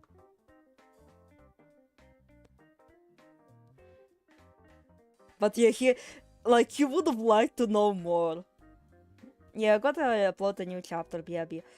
BRB. And so... They fight.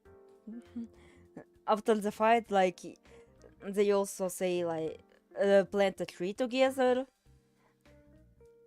And, well... On the next day, they say their goodbyes, and like everything is so sweet and all. But then Oswald is like, you know, take this knife, go hunt bear, and he's like, what the fuck? What do you mean? And like, and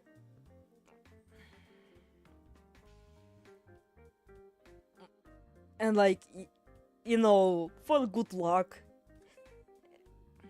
and you know, as a gift. And then like, Fortune decides, so you know what, given that I know that contracts and pacts exist, I need to revoke it.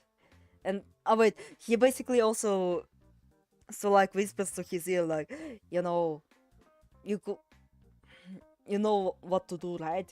And so like, Fortune goes over to the dad's bedroom, tries to get the contract, but then dad is like, what the fuck are you doing? And then he gets fucking obliterated. Wait, never mind. It's not even ready. What the fuck was I thinking? Like, they like get like caught in a fight. Like, oh, like Fortune is freaking out for his life because, well, now his dad is literally determined to fucking kill him. I think I had a dream of writing my story instead of actually writing a lot. I actually had a dream about like another SpongeBob creepypasta, but instead of Squidward suicide, it was SpongeBob suicide, and it had like a very disturbing thumbnail. It's not like with SpongeBob, but like it was still kinda unnerving to me personally, and I thought it was a nightmare, but I didn't know that I was still dreaming. So I was having a nightmare within a nightmare, and then I like in that nightmare from which I woke up with, I was having like a lot of shit. Like everything was going to shit, and then I actually woke up.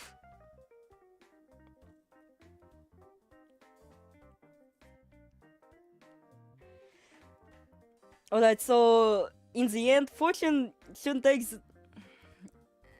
ends up winning and unfortunately killing his dad. And he's like, oh fuck, I did, what the, why this shit keeps happening to me? And then he's like, oh yeah, concha, each for the back, where's the pack? And he like chucks it into the fireplace, and then the Lock Demon, and he's like, and Lock Demon appears, and Fortune's like, I already fucking destroyed the pact.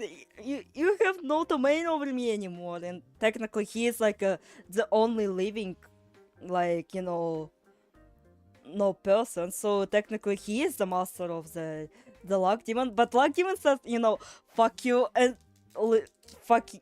and you know, possesses his like yellow eye, which, you know, gives him these doors and, you know, a split personality.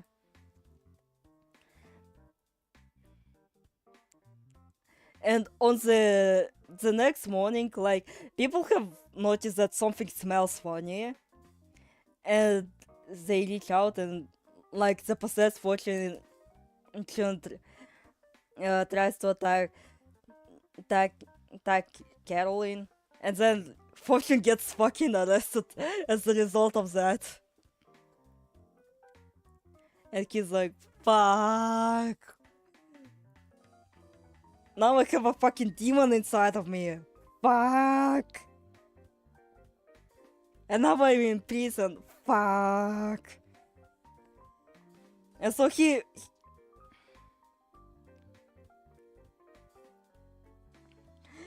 Are you sure it's the yellow eye and not his years of childhood trauma?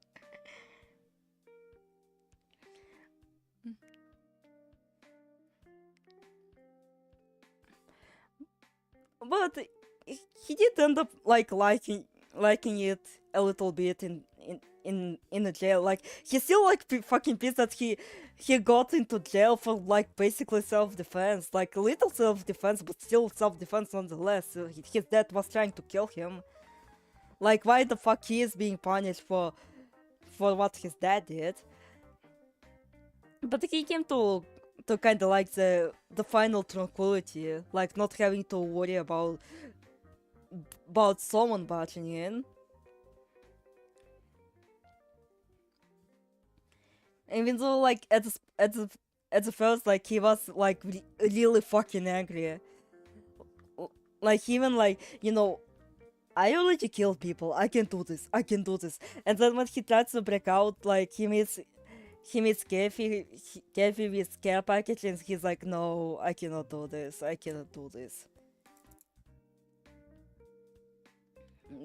And goes back to his cell. And well, at least like seeing Kayfabe with care package, it like reassured him that no one fucking abandoned him, because he like nobody visited him in the jail at this time before Kayfabe did. Again, Caroline was kinda busy, and well, she was also busy with summoning fucking Virgilia into Praia. She's like, yo, alright, I actually need your help. There's like this kid, he's in jail, but I don't think that, you know, him being like a psycho bastard that was really him. So please, could you like solve this issue? And she's like, okay. And so Virgilia after a while, Vigile finally arrives, and she's like, you know, I'm going to bail you out of jail, and he's like, no. I keep mishearing BCS.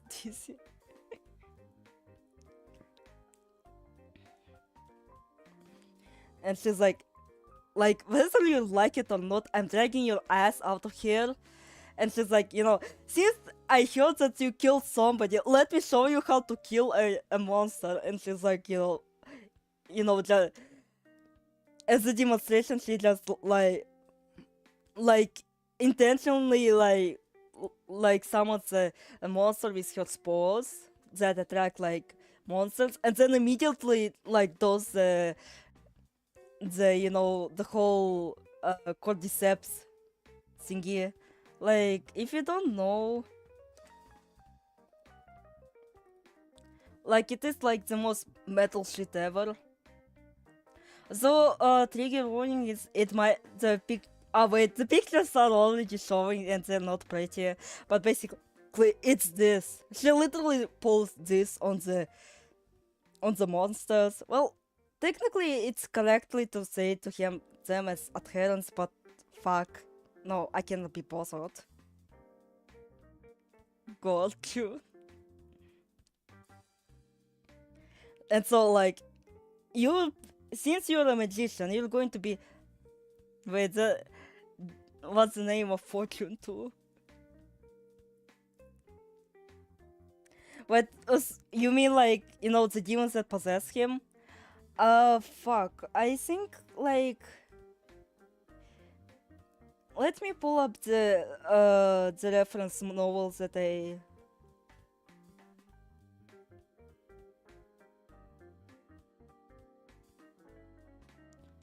Matteo Falcone.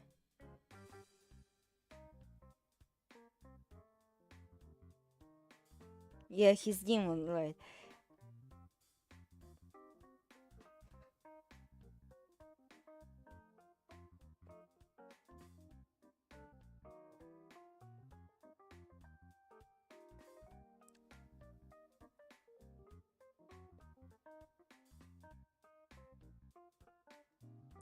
Well, I want.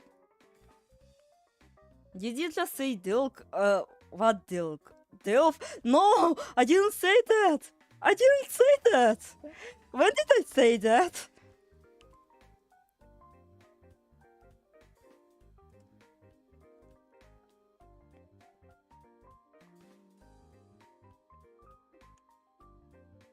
Anyway, I typed that out. It's Janetti.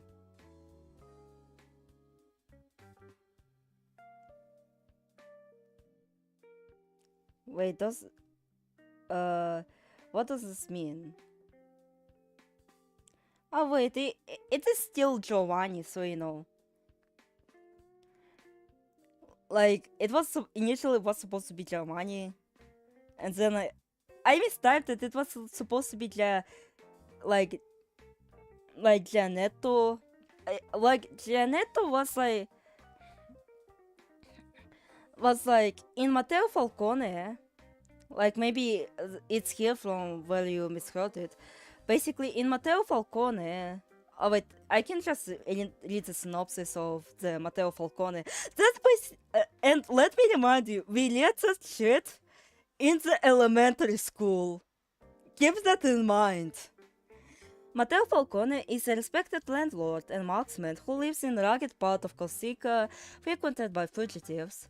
One day, he leaves his 10-year-old son Fortunato in charge of the house while inspecting a sheep flock.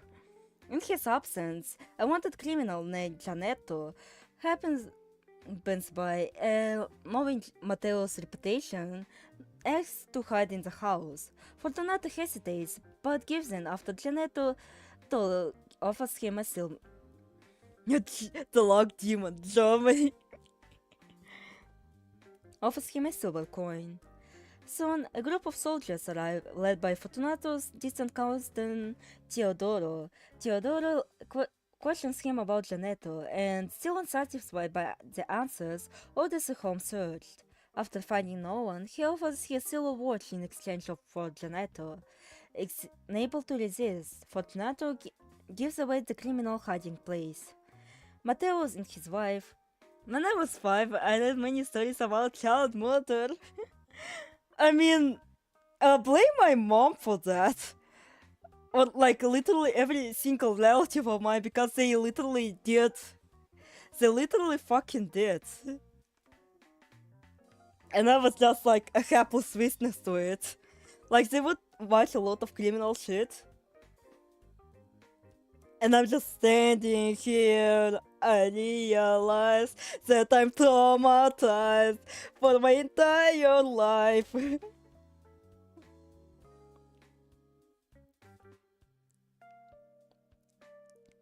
Matteo and his wife return while the soldiers are busy arresting Gianetto. When Theodore enthusiastically tells Matteo how the man was captured, Gianetto denounces his house as that of a traitor. Mama left, what are you cooking? Is she liking Mako in real life?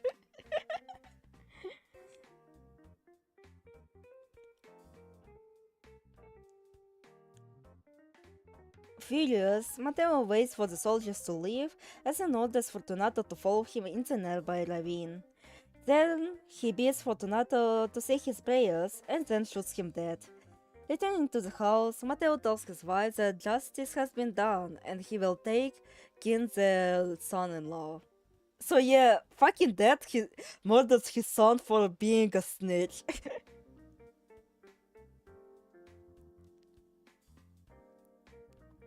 Again, we read that when we were just in elementary school.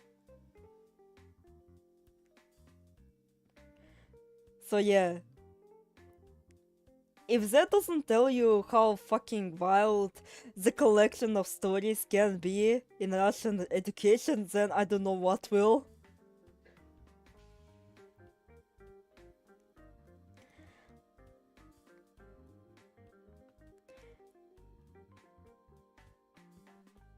Oh wait, so that's why, like, you know, and again, like this novel literally kinda inspired Fortune's name, and what inspired, like, in turn, Fortune's dad name, which is Matthew.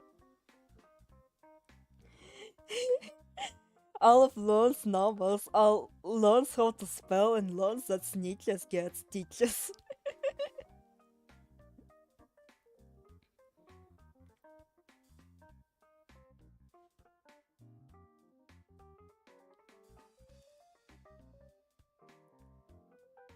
Because previously, like, the Luck Demon and, you know, Fortune's Dad, like, were unnamed motherfuckers, and because, like, the only thing that I remember from that novel was Fortunato's name, and that's it.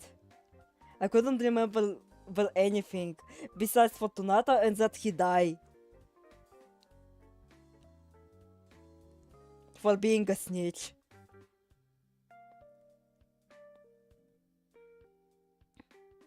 Alright, so she tells Fortune, you know, you're now leading a life of a magician, and magician needs to kill.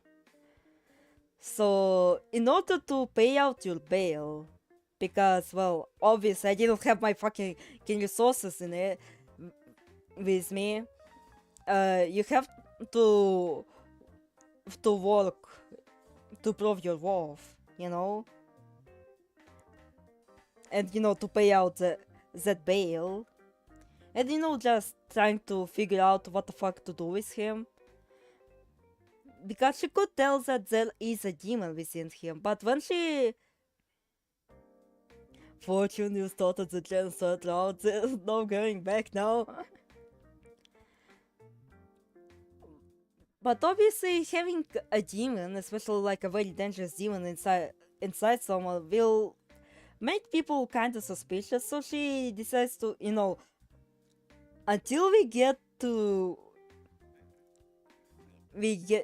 finally get a way to exercise the demon within you, we should stay quiet about this, you know, about you being possessed and all.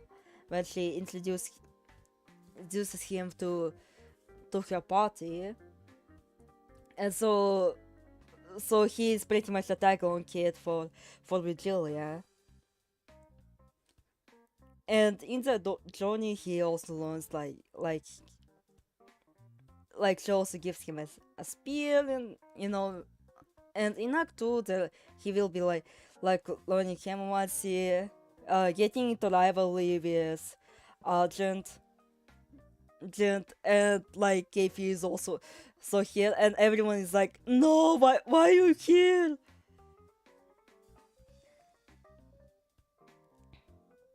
Otherwise, we're gonna get people calling you Link for Fortune Demon Stars. Inhuman. Like 30. Oh no.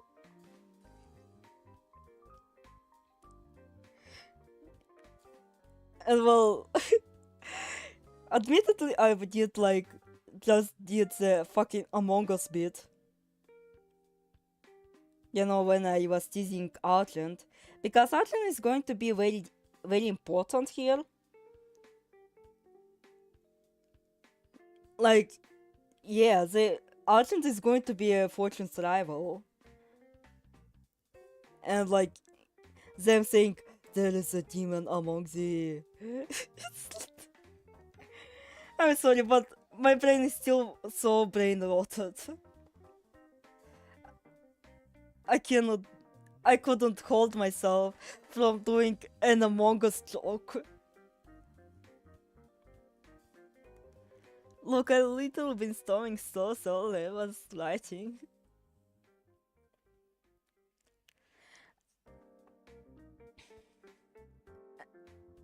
It's so ridiculous. And then, like,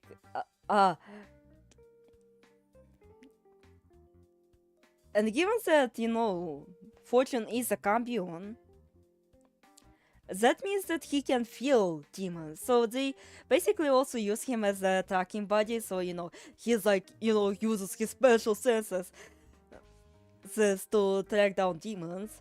And when he meets Argent, he's like, wait, there's something seriously wrong with this guy. And since demons can also feel other demons, he's like, hey, wait, Argent is like, wait, there's also something wrong with this guy. Especially here, like, I feel like something is seriously wrong. And so they're like butt heads with each other.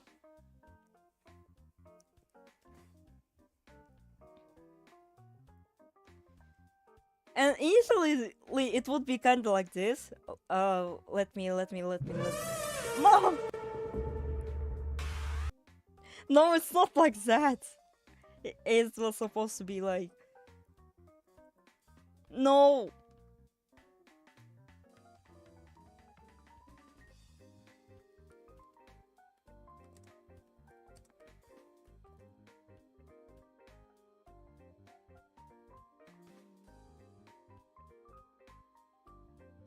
Fortune looking into the mirror, you go in there and make that demon hunting about you.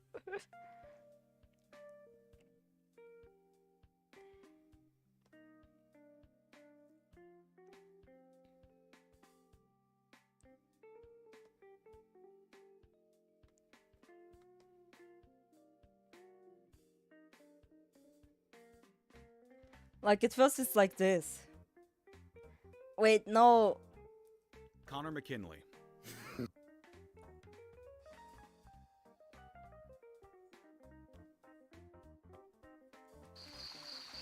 Tell him to go eat shit, Johnny. Tell him yourself. Eat shit, asshole! Fall off your horse! But then it turns into this. Let me show you.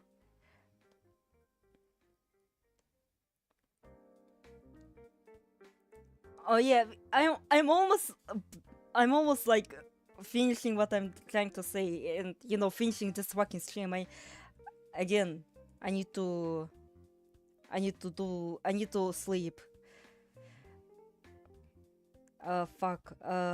Dog hates Macarena.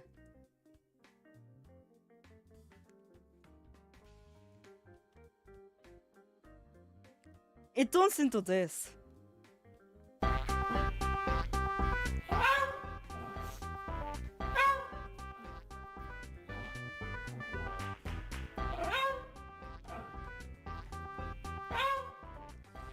This is urgent, and this is fortune.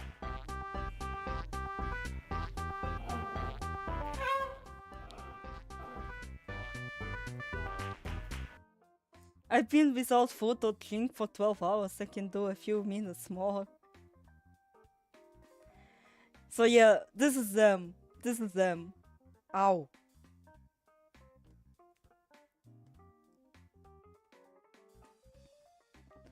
They become... The two of them kind of become goofy after a while.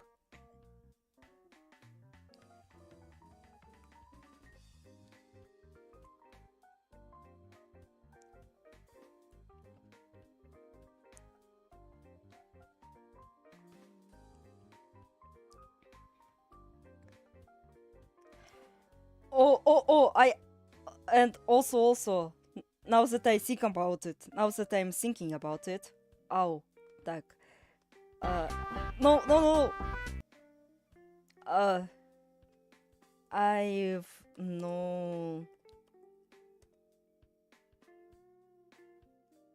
for,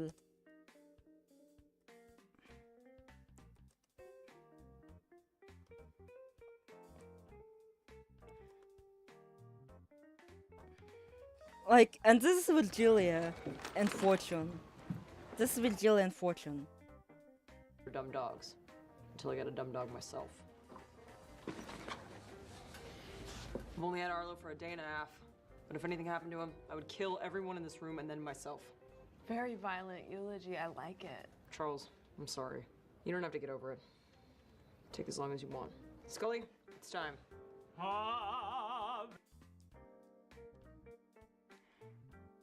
She's very overprotective of that boy, even though she doesn't really like to show it too much. Because her teammates will get like, suspicious, why you being hella concerned for him? And she's like, yeah, totally, because, well, he's a kid, and not because, well, I'm trying to raise a child. I'm trying to become his mother figure that he never had. And well,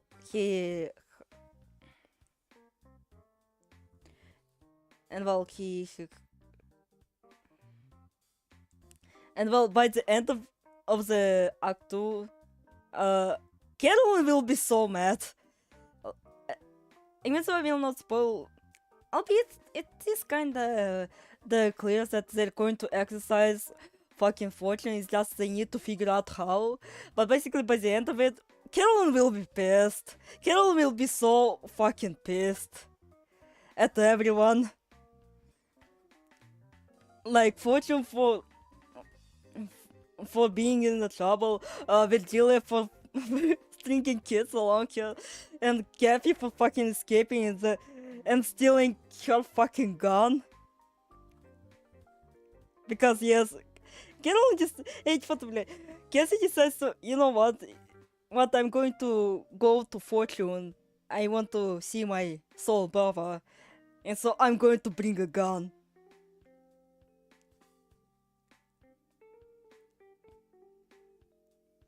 So yeah, alright, now that's it. That's the end. Again, I wonder if I can figure out something for the teaser lighting for the Act 2. So yeah. Oh, yeah, I need to go to bed. So yeah, thank you everyone for being with me. Again, it's going to be a bit of an indefinite hiatus, or at least like my productivity will like go to a screeching halt. So like things that I do for the channel, like they might take a whole lot longer. So yeah, Good night, everyone. Good night. Yeah, goodbye, everyone. Goodbye, everyone.